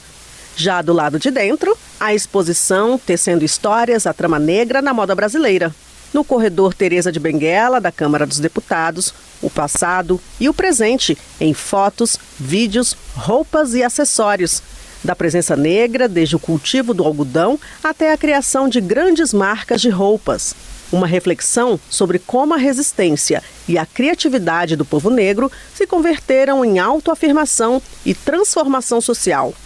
Para a deputada Jaque Rocha, do PT do Espírito Santo, a exposição ajuda em conscientização, que deve ser reforçada também por meio de políticas públicas. Não tem como falar de moda sem não falar da nossa ancestralidade.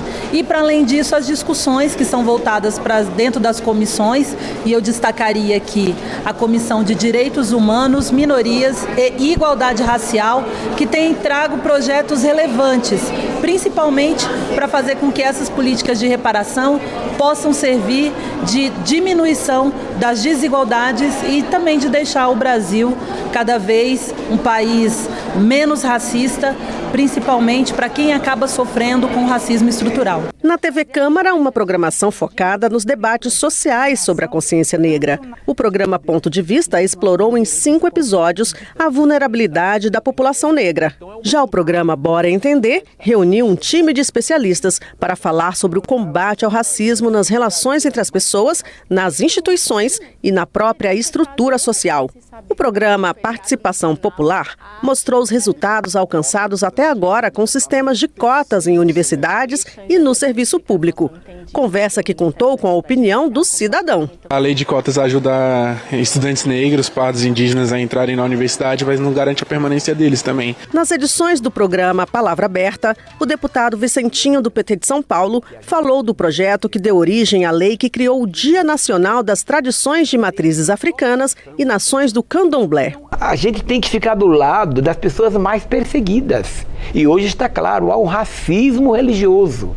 E por esse motivo, nós temos que fazer com que as religiões sejam entendidas muito mais como comunhão entre elas do que competição. Já o deputado Hélio Lopes, do PL do Rio de Janeiro, falou sobre o projeto de lei em análise na Câmara dos Deputados que propõe a substituição das cotas raciais por cotas econômicas, pelas quais as pessoas mais pobres seriam contempladas, mesmo sendo brancas. É você melhorar ou aperfeiçoar esse sistema através da oportunidade social, olhando para a vulnerabilidade, quer dizer, dentro da pobreza quem tem direito, não necessariamente a cor da pele. A opressão de mulheres pretas e pobres foi tema do programa Elas Pautam. No encontro, a deputada Reginete Bispo, do PT do Rio Grande do Sul, integrante da bancada negra da Câmara dos Deputados, comentou sobre as estratégias de empoderamento na luta por igualdade. A gente tem trabalhado muito aqui na Câmara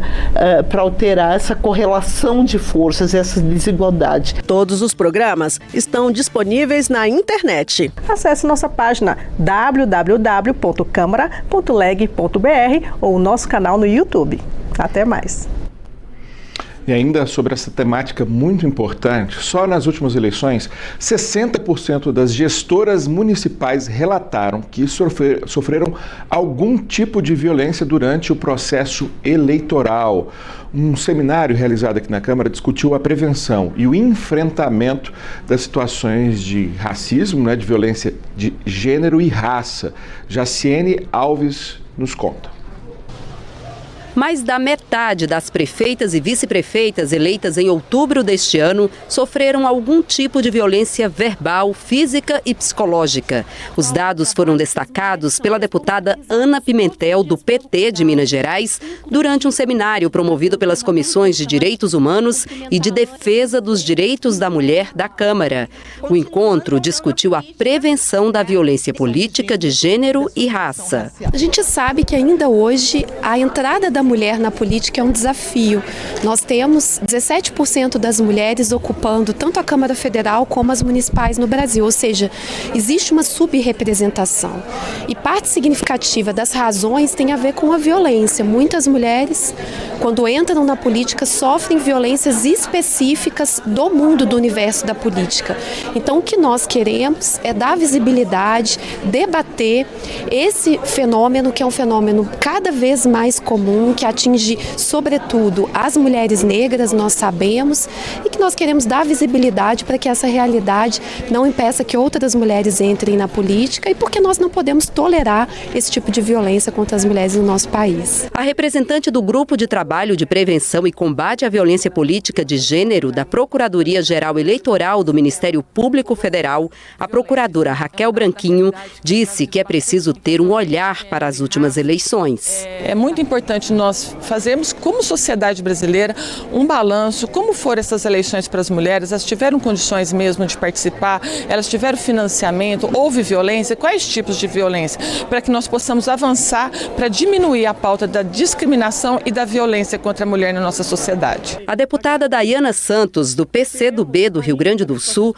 presidente da Comissão dos Direitos Humanos, Minorias e Igualdade Racial da Câmara, disse que foram recebidos muitos relatos de violência sofrida por mulheres durante o processo eleitoral de outubro e que é preciso que as mulheres se sintam seguras para ocupar os espaços públicos. Então, fazer esse movimento aqui é garantir que essas mulheres elas se sintam seguras, amparadas, mas que a gente possa, em conjunto, elaborar políticas efetivas para dar conta desse, para mim, é um dos piores males da política, que é uma das mais profundas chagas que afasta as mulheres da possibilidade de construção de outros espaços para outras mulheres, mas também para uma sociedade mais justa, mais igualitária e melhor para todo mundo. Até porque, de fato, espaços e sociedade em que as mulheres atuam de forma efetiva acabam sendo espaços e uma sociedade melhor para todo mundo.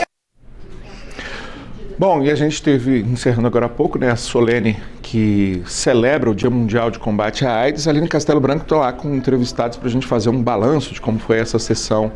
Aline. Isso, Lincoln. Eu estou aqui com a Andrea Bocardi, que é diretora da UNAIDS no Brasil e trabalha há 23 anos com UNAIDS no mundo.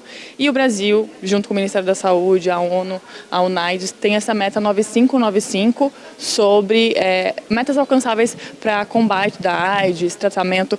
Tem uma última meta, são 3 metas, que o Brasil não cumpriu ainda. O que falta para o Brasil cumprir essa meta?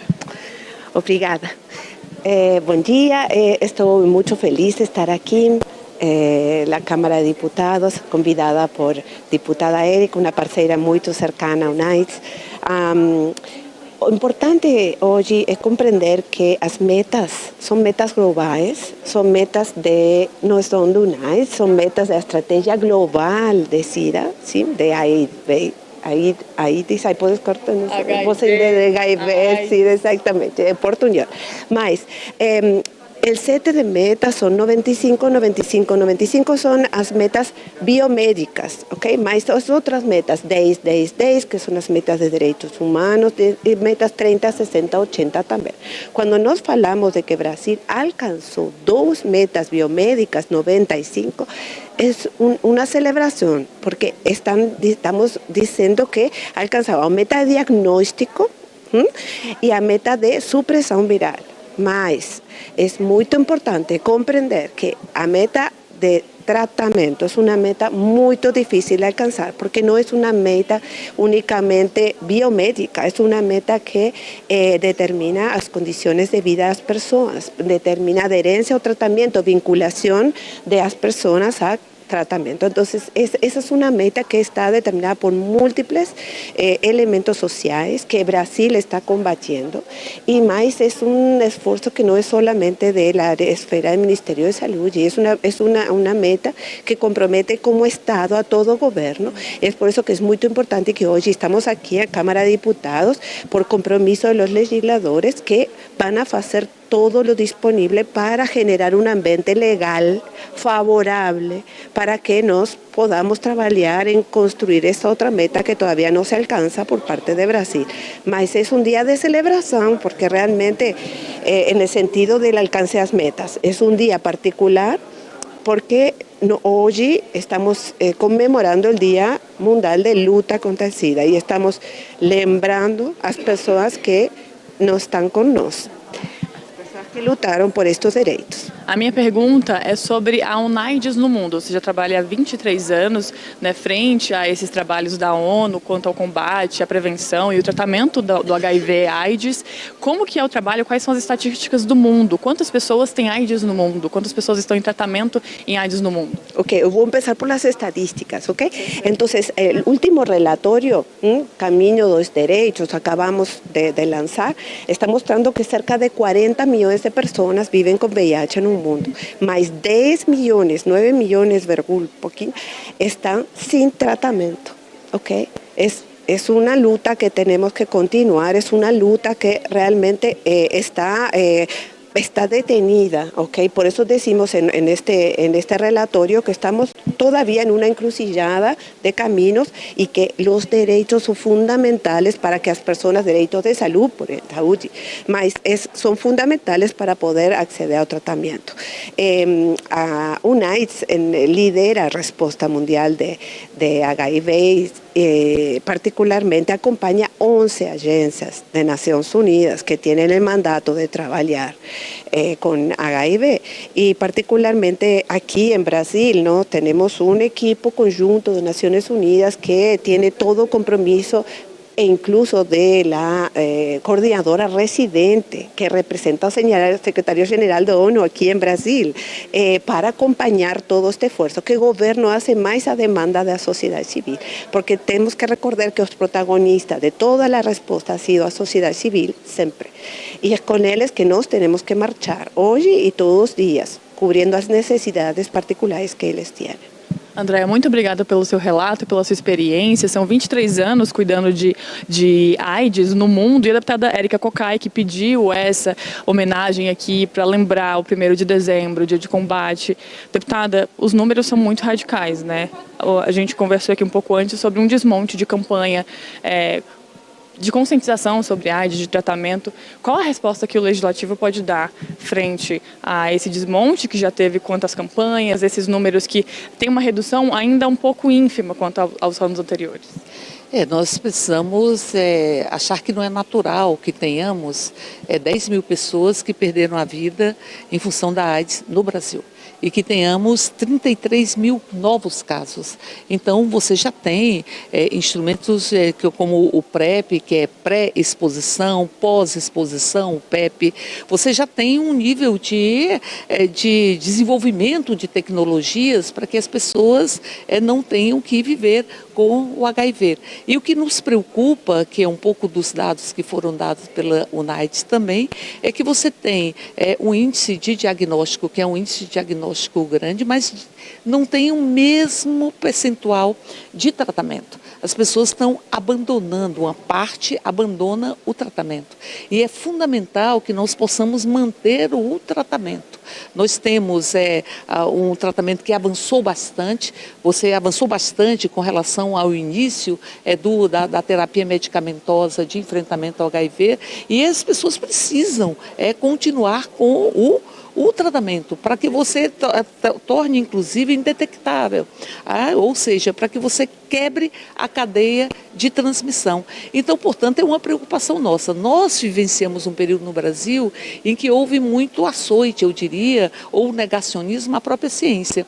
É preciso que você tenha perfis epidemiológicos, que você possa, a partir desse perfil epidemiológico, estabelecer políticas públicas. E é preciso enfrentar o vírus do preconceito, eu diria, e da discriminação. Porque, em grande medida, o abandono do tratamento, ele pode estar relacionado à própria discriminação e ao estigma. Então, nós estamos apresentando e discutindo com a sociedade civil um projeto que é um projeto para estabelecer e transformar em lei a recomendação da OIT que assegura o direito das pessoas que vivem com HIV ao mundo do trabalho sem qualquer tipo de discriminação. Precisa enfrentar a discriminação, enfrentar o estigma. E aqui na sessão solene nós tivemos inclusive a sugestão de que pudéssemos ter uma semana de conscientização dirigida a adolescentes e a jovens, que possa ir para dentro das escolas. E aqui a gente reconhece sempre o poder da sociedade civil.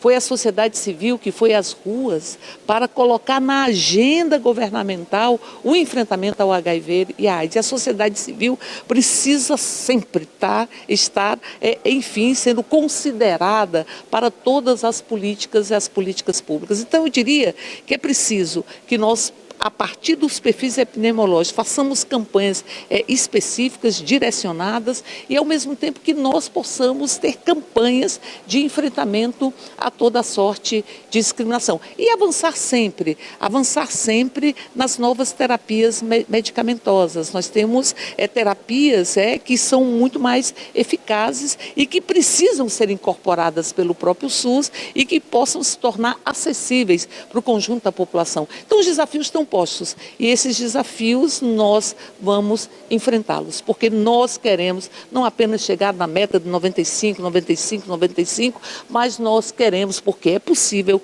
erradicar a AIDS da nossa sociedade. Perfeito, deputada. Muito obrigada por trazer esse debate aqui para a gente. Lincoln, eu volto com você. Obrigada também, Andréa. Perfeito. Obrigado, Aline. Obrigado mais uma vez a deputada e também a convidada do UNAIDS.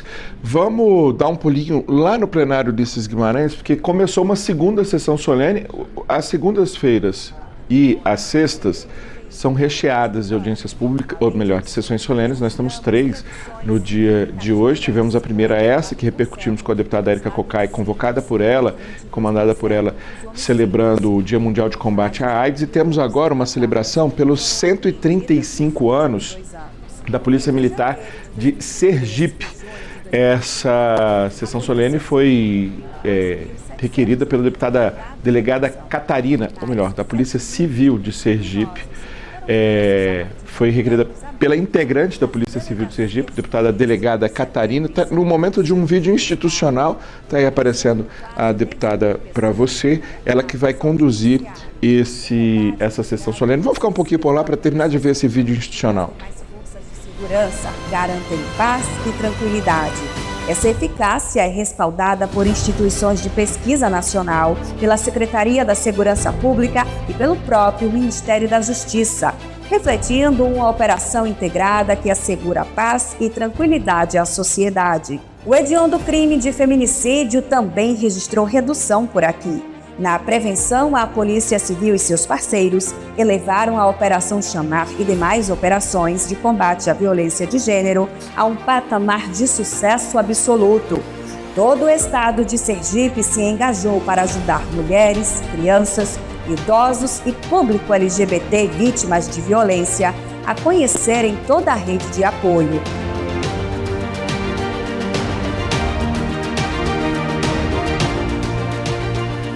Participamos com êxito nos principais eventos festivos. Dá para imaginar as festas de São João, Verão Sergipe, Precaju e outros grandes eventos sem a Polícia Civil? No quesito Gestão Pública, lançamos programas inovadores, como a Delegacia Virtual da Mulher, Salas Lilás, o Plantão de Gênero do DAGV, o Núcleo de Pessoas Desaparecidas e o Núcleo de Atendimento Biopsicossocial, que cuidam do bem-estar dos nossos policiais. A introdução da carteira funcional para aposentados também é uma conquista importante. Em termos de tecnologia, estabelecemos um núcleo de modernização tecnológica e um núcleo de drones, além de reformar e construir delegacias por todo o estado, adquirir novas viaturas e armamentos. Nossa Academia de Polícia oferece formação contínua, abrindo portas para o conhecimento a todas as forças de segurança de Sergipe. O reconhecimento nacional do nosso serviço de inteligência, altamente profissional, é um reflexo do nosso empenho. Ao longo desses 135 anos, a Polícia Civil evoluiu para atender às expectativas da população sergipana, enfrentando o desafio de se adaptar e se reinventar constantemente. Temos orgulho de afirmar que estamos cumprindo essa missão. Hoje celebramos não apenas os nossos 135 anos, mas a união de esforços em prol de um estado mais seguro. Parabéns à Polícia Civil de Sergipe pelos seus 135 anos.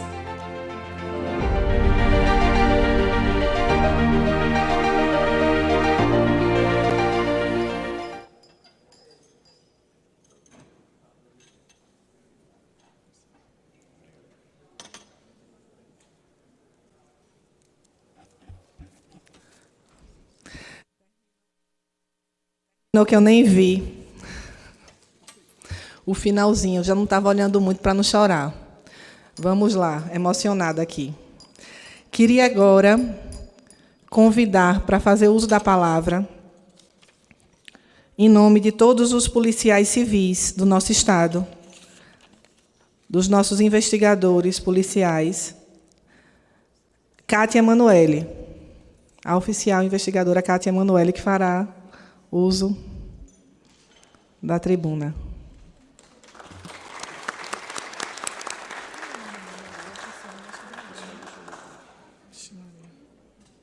Eu me atrapalho toda com esse nome.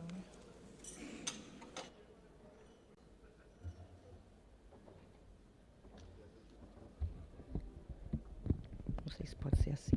Tá.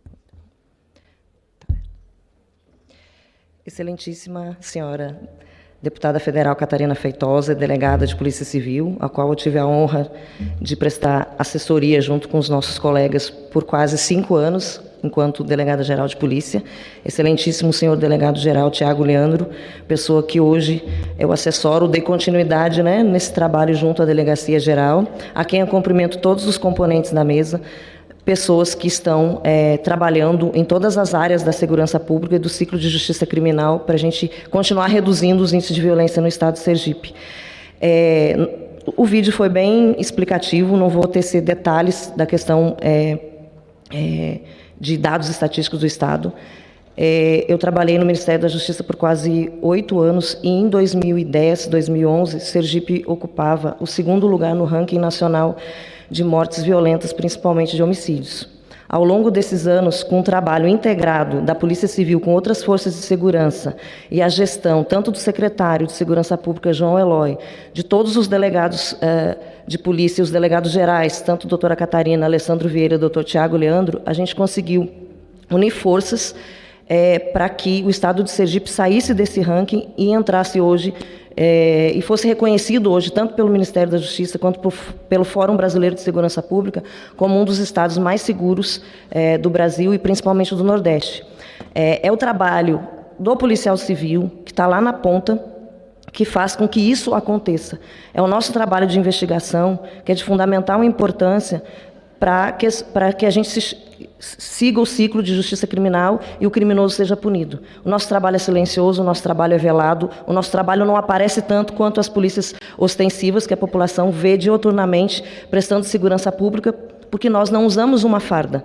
Hoje nós temos uma identidade visual que a Polícia Civil não tinha, que ao longo dos anos foi trabalhada, para que a Polícia Civil também apareça como uma protagonista de segurança pública no Brasil. Então, hoje a gente tem uma identidade visual, mas o nosso trabalho é velado, o nosso trabalho é discreto, o nosso trabalho é nos bastidores, para que a gente consiga fazer as investigações, romper com esse ciclo criminoso e que essas pessoas sejam devidamente punidas e paguem pelos crimes que cometeram. Então é o trabalho árduo da Polícia Civil, uma polícia centenária, é uma polícia em constante evolução, é uma polícia que está se estruturando ao longo dos anos, se conhecendo ao longo dos anos, se integrando com as outras forças ao longo dos anos, e isso é de fundamental importância. Com a criação do Sistema Único de Segurança Pública, isso se tornou mais visível no Brasil. Nós conseguimos ter uma radiografia de como a segurança pública funciona no Brasil inteiro, quais são as carências e quais as potencialidades de cada força e de cada instituição. E a Polícia Civil é de fundamental importância para que a gente chegue nesse ciclo de justiça criminal, junto com o Judiciário e o Ministério Público, que a gente encontre a paz social, para que a gente faça com que a população do Brasil viva de forma segura. E nada mais gratificante estar aqui hoje comemorando 135 anos da Polícia Civil na Casa do Povo, porque a Polícia Civil trabalha para o povo. Então, muito obrigada pela sessão solene. Eu agradeço em nome de todos os policiais civis de Sergipe a essa homenagem. E fica aqui a nossa eterna gratidão, principalmente aos nobres deputados e senadores que, junto com o governo federal e os governos dos estados, invistam mais na segurança pública e façam investimentos. As emendas parlamentares são de fundamental importância para essa estruturação das polícias, para esse crescimento da polícia, para que a gente possa trabalhar de forma efetiva, eficaz e eficiente, como a Polícia Civil de Sergipe é uma polícia eficiente, reconhecida, e eu tenho o maior orgulho de fazer parte dessa instituição. Muito obrigada.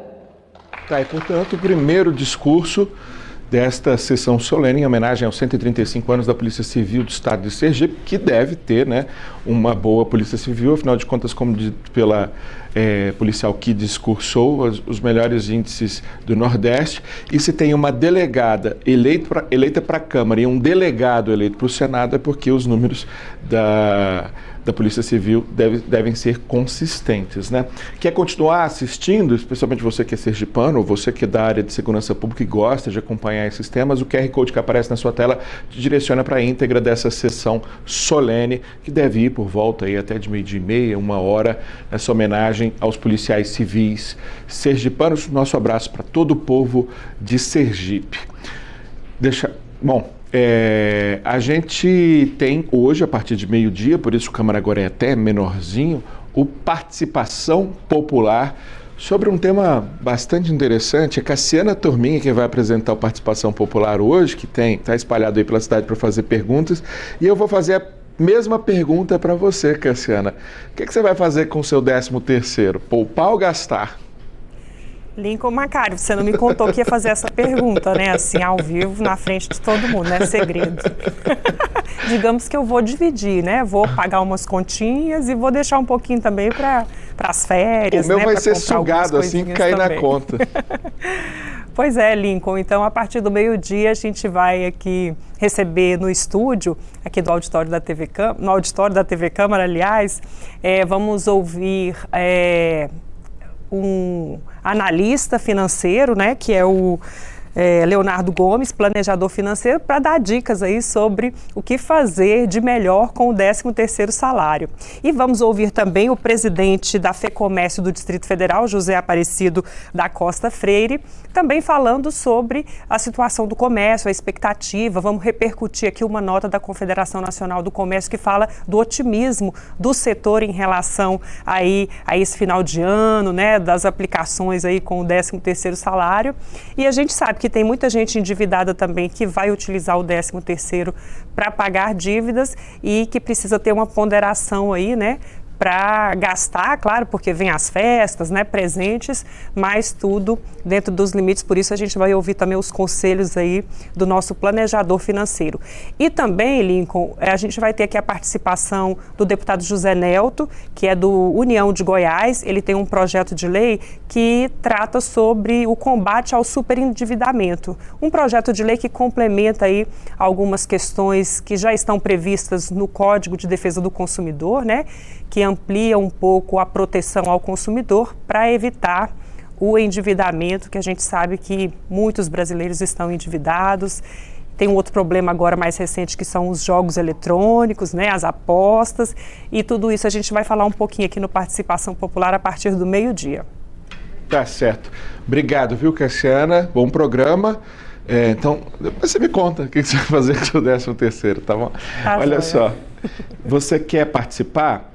Vou pedir para botar de novo o QR Code que apareceu enquanto a Cassiana colocava, porque esse te leva para o ambiente de transmissão dentro do nosso canal no YouTube. Sempre a gente dá prioridade para mostrar as transmissões dentro do nosso portal câmara.leg.br. Mas por que a gente está te direcionando para a transmissão no YouTube? Porque o chat do YouTube é uma das formas de você fazer pergunta para o Participação Popular. A gente tem repórteres espalhados pela cidade que vão estar convidando as pessoas ali também para participar do programa, fazendo perguntas, comentários, contando um pouco da experiência com o 13º salário, quais são as expectativas.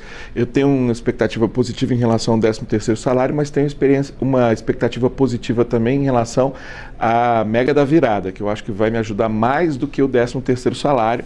Estou na torcida aí, mas vamos lá. Você pode entrar por meio do QR Code que aparece aí na sua tela e fazer a pergunta lá no chat do YouTube, tá bom? Vamos trazer um pouco de agenda de hoje. Vou pedir para reposicionar aqui, pegando minha equipe completamente no contrapé, mas para a gente fazer um pouquinho da agenda também, porque a gente já trouxe alguns dos eventos que vão acontecer aqui um pouco mais cedo, né? Inclusive, encerrei o giro anterior falando da presença amanhã do ministro da Segurança Pública, da Justiça e Segurança Pública, Ricardo Lewandowski, na Comissão de Segurança Pública. Agora eu vou trazer um destaque da Comissão de Finanças e Tributação, que vai discutir a proposta de redução da semana de trabalho, que hoje é de 6 para 1, né? A proposta de emenda à Constituição é cair para 4 para 3. Tem muita gente falando 4 para 3 é difícil, quem sabe não consegue 5 para 2, mas ela vem sendo chamada de PEC do 6 para 1, né? Então, é um debate muito importante, porque, afinal de contas, vai ter impacto financeiro orçamentário, e é por isso que a Comissão de Finanças e Tributação também vai debater essa PEC. Quer saber mais? Aponta a câmera do seu celular para o QR Code, que você tem todos os detalhes, além de cair no ambiente de transmissão, você já pode deixar ali agendado para você assistir. Quer fazer isso? Inclusive, você vai cair dentro do ambiente de transmissão dentro do portal. Você pode sinalizar ou você pode clicar no ícone YouTube e já deixar agendado, porque o YouTube tem essa funcionalidade para ele te alertar da transmissão, tá bom? A Comissão de Administração e Serviço Público discute e vota sugestões de emendas ao PLDO, que é o Projeto de Lei de Diretrizes Orçamentárias, que ainda não foi votado, devia ter sido votado até dia 17 de julho, mas em razão de uma série de questões, especialmente ano eleitoral, não foi votado, e ele precisa ser votado antes do PELOA, que é o Projeto da Lei Orçamentária Anual para 2025. Então, a comissão vai discutir emendas ao PLDO e ao PELOA do ano que vem.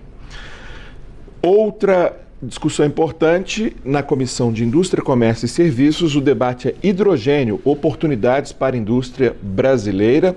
Não é qualquer tipo de hidrogênio, obviamente, mas o hidrogênio ambientalmente correto, o hidrogênio verde, chamado de hidrogênio verde, que é o hidrogênio feito a partir de energia limpa.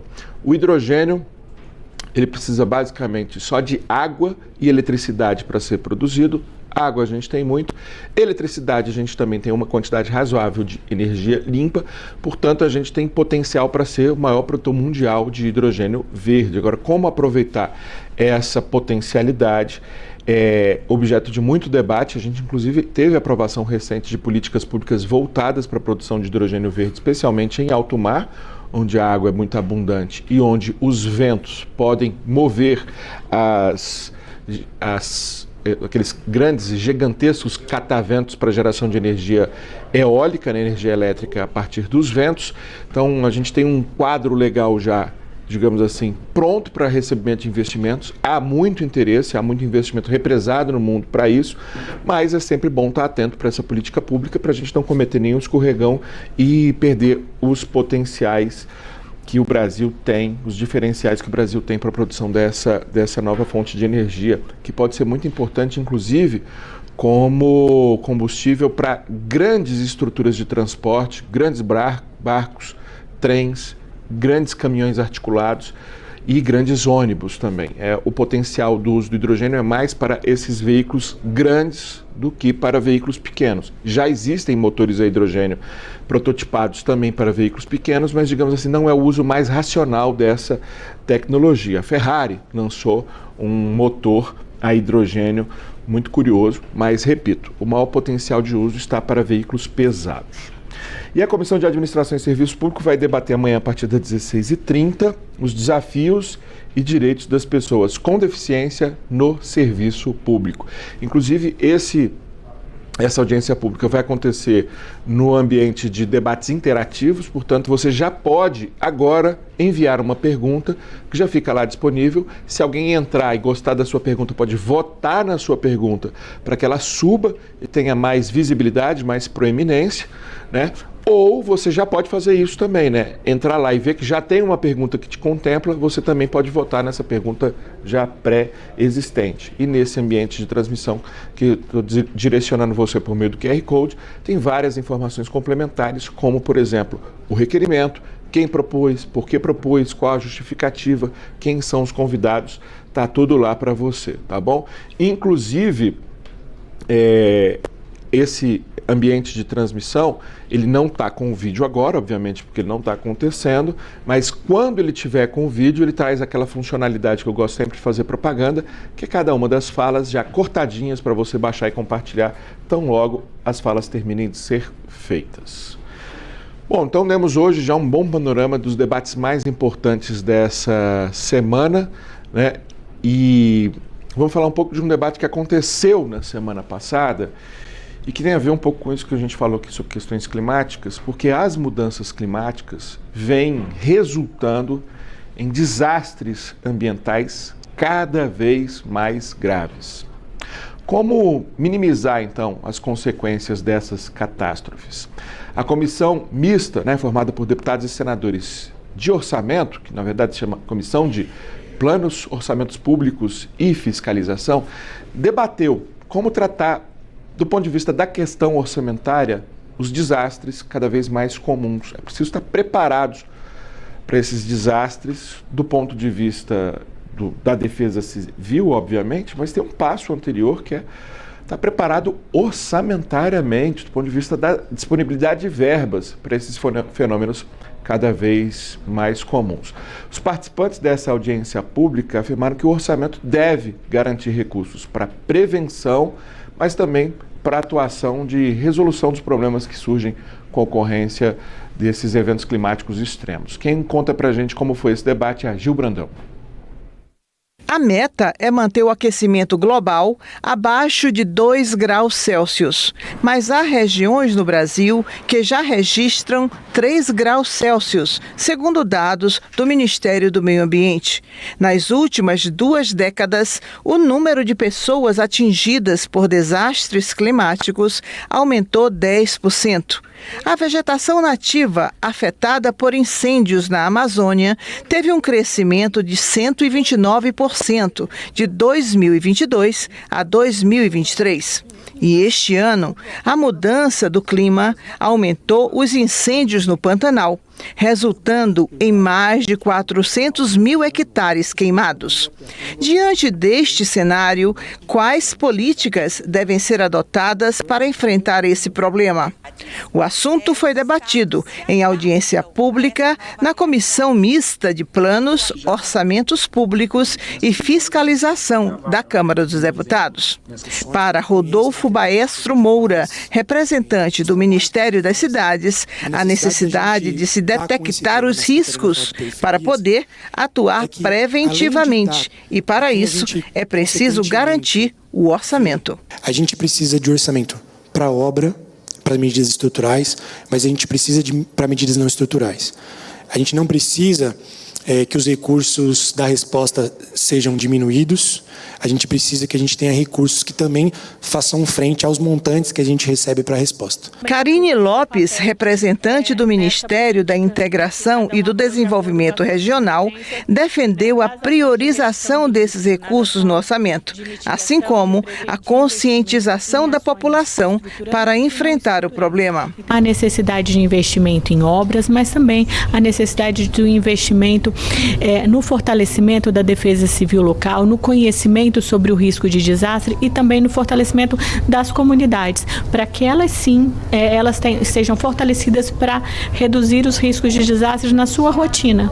A deputada, professora Luciene Cavalcante, do PSOL de São Paulo, foi quem pediu a realização dessa audiência para debater o orçamento destinado à redução dos impactos dos desastres ambientais, com foco na prevenção. Só que a gente tem a lógica do arcabouço fiscal, por isso que a gente vai atuar em duas frentes. A primeira é lutar dentro do orçamento, que tem esse teto do arcabouço, para que essas políticas tenham o investimento necessário. Mas nós vamos sair daqui com o compromisso de construir uma PEC que tenha um plano estratégico, temporal, que retire do arcabouço as obras de infraestrutura, equipamento, tecnologia, ação humanitária, enfim, tudo que a gente precisa fazer para que cada um dos nossos municípios, cada estado esteja preparado, seja resiliente, para que a gente tenha condições de ter um desenvolvimento de fato que não acabe com a natureza. Os colégios de aplicação, que são aqueles colégios ligados às universidades, né, geralmente ligados aos cursos de comunicação, costumam ser colégios de referência, né, com um desempenho muito bom, com professores excelentes. São inclusive colégios que geralmente as matrículas são bem disputadas. Só que esses colégios de aplicação, a exemplo das universidades, a exemplo de quase todo o nosso sistema de educação pública, eles também sofrem problemas de financiamento, de recursos disponíveis para oferecerem o melhor serviço possível. E essa dificuldade de financiamento dos colégios de aplicação foi tema de um debate na Comissão de Educação. Quem traz para a gente um resumo desse debate é o Frederico Sokolovski. Para discutir as condições de funcionamento e o financiamento dos chamados colégios de aplicação, a Comissão de Educação esteve reunida com representantes do governo e de instituições de ensino. Os recursos orçamentários desses colégios estão vinculados aos das universidades públicas. Porém, essas instituições não recebem recursos do Fundeb. A presidente do Conselho Nacional de Dirigentes das Escolas de Educação Básica, Maristela Mosca, destacou que os recursos que são liberados não atendem às necessidades dessas escolas. Nós precisamos reverter essas questões orçamentárias para que a gente possa realmente ser atendido nas nossas necessidades. Então veja que a nossa dotação orçamentária, ela neste momento não dá conta de todo o escopo que nós precisamos para manter essa escola de educação básica de qualidade dentro da universidade. Anderson Santos, diretor do Fundo Nacional de Desenvolvimento da Educação, Fundeb, reconhece a carência de recursos dos institutos de educação. A gente está falando do universo aí de 24 escolas, quase mais de 15 mil alunos. Eles são referência em educação e a gente tem a consciência de que a gente precisa dar uma atenção maior a essas escolas em termos dos repasses dos recursos federais para atender elas. A deputada Dandara, do PT de Minas Gerais, que coordenou o debate, destacou a importância dos institutos de educação e a necessidade de fortalecer o financiamento desses colégios de aplicação. São 24 hoje no nosso país que têm notas e avaliações excelentes, são referências em várias formulações e que nesse momento estão passando por situações difíceis de financiamento. Então nós precisamos fortalecer o financiamento deles. Individual ou por equipe? De várzea ou de alta performance? No campinho, nas ruas ou em grandes arenas? O esporte é a nossa grande paixão e prova disso é toda a celebração em torno do Botafogo, né, campeão da Libertadores da América. Aproveitando a chegada de um novo ciclo olímpico, paraolímpico, os parlamentares, os atletas, os treinadores, os gestores, os especialistas de diversas áreas participaram de um fórum promovido na semana passada pela Câmara dos Deputados para discutir novas políticas para o esporte brasileiro, fundamentais para que a gente continue vencendo onde a gente é bom e conquiste aquelas modalidades em que a gente ainda não é tão bom assim. Potencial brasileiro tem de sobra, né? O Juliano Cartacho conta pra gente como foi esse fórum. Segundo dados do governo federal, pelo menos metade dos brasileiros que praticam atividades físicas são adeptos de alguma modalidade esportiva. O futebol ainda aparece no topo da lista dos preferidos, seguido pelo vôlei, tênis de mesa e natação. Mas graças ao desempenho dos nossos atletas nas últimas edições dos Jogos Olímpicos e também campeonatos mundiais, nomes como o de Arthur Zanetti ajudaram a colocar a ginástica entre os 10 esportes mais praticados no país. Segundo o atleta, o Brasil seria uma grande potência esportiva se investisse mais nas categorias de base. Eu sou uma cria do Bolsa Atleta. Quando o Bolsa Atleta iniciou, eu também tive esse apoio e consegui chegar, no meu objetivo.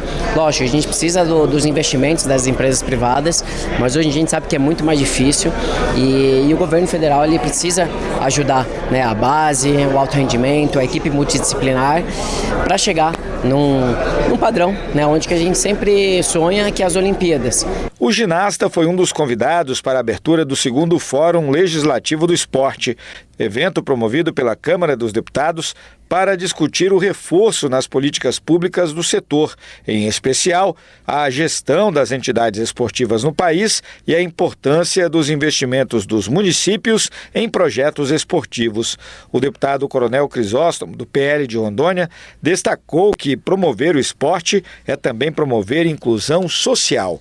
Entrar nesse mundo dos esportes, porque com certeza íamos incentivar as crianças, os jovens e trazendo essas crianças para dentro do esporte, a gente salva ela muitas vezes do lado ruim. Durante 2 dias, parlamentares, atletas, treinadores, dirigentes, gestores esportivos de clubes e especialistas de diversas áreas trocaram experiências e apresentaram propostas para fortalecer o esporte brasileiro.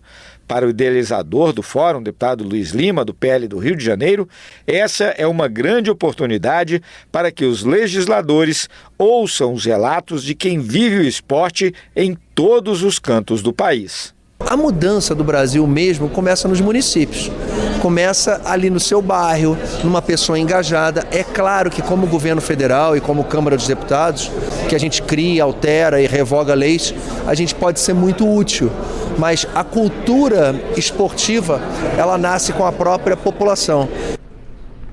Bom, tá aí. Para terminar o Câmara Agora, uma notícia e um convite. A notícia é que o ministro do Supremo Tribunal Federal, Flávio Dino, liberou a execução das emendas orçamentárias que estavam bloqueadas desde agosto por conta de uma ação do PSOL que questionava a falta de transparência dessas emendas. Eu lembro a você que, por um acordo que envolveu o Palácio do Planalto, o Poder Executivo, o Congresso por meio de Câmara e Senado e o Supremo Tribunal Federal, foi construído um texto já aprovado nas 2 casas, já sancionado, que normatiza como se dá a execução dessas emendas parlamentares, e aí eles vão ter que se adaptar a essas novas regras, dando muito claramente a indicação de quem está apadrinhando a emenda, para onde ela está indo, com que propósito, que são as informações de transparência exigidas pelo ministro Flávio Dino, que diz que vai continuar monitorando esse assunto para que essas questões ligadas à legalidade, à impessoalidade, à publicidade, à transparência das emendas seja efetivamente cumprida. O ministro Flávio Dino, inclusive, que deve ter interrompido ali a sua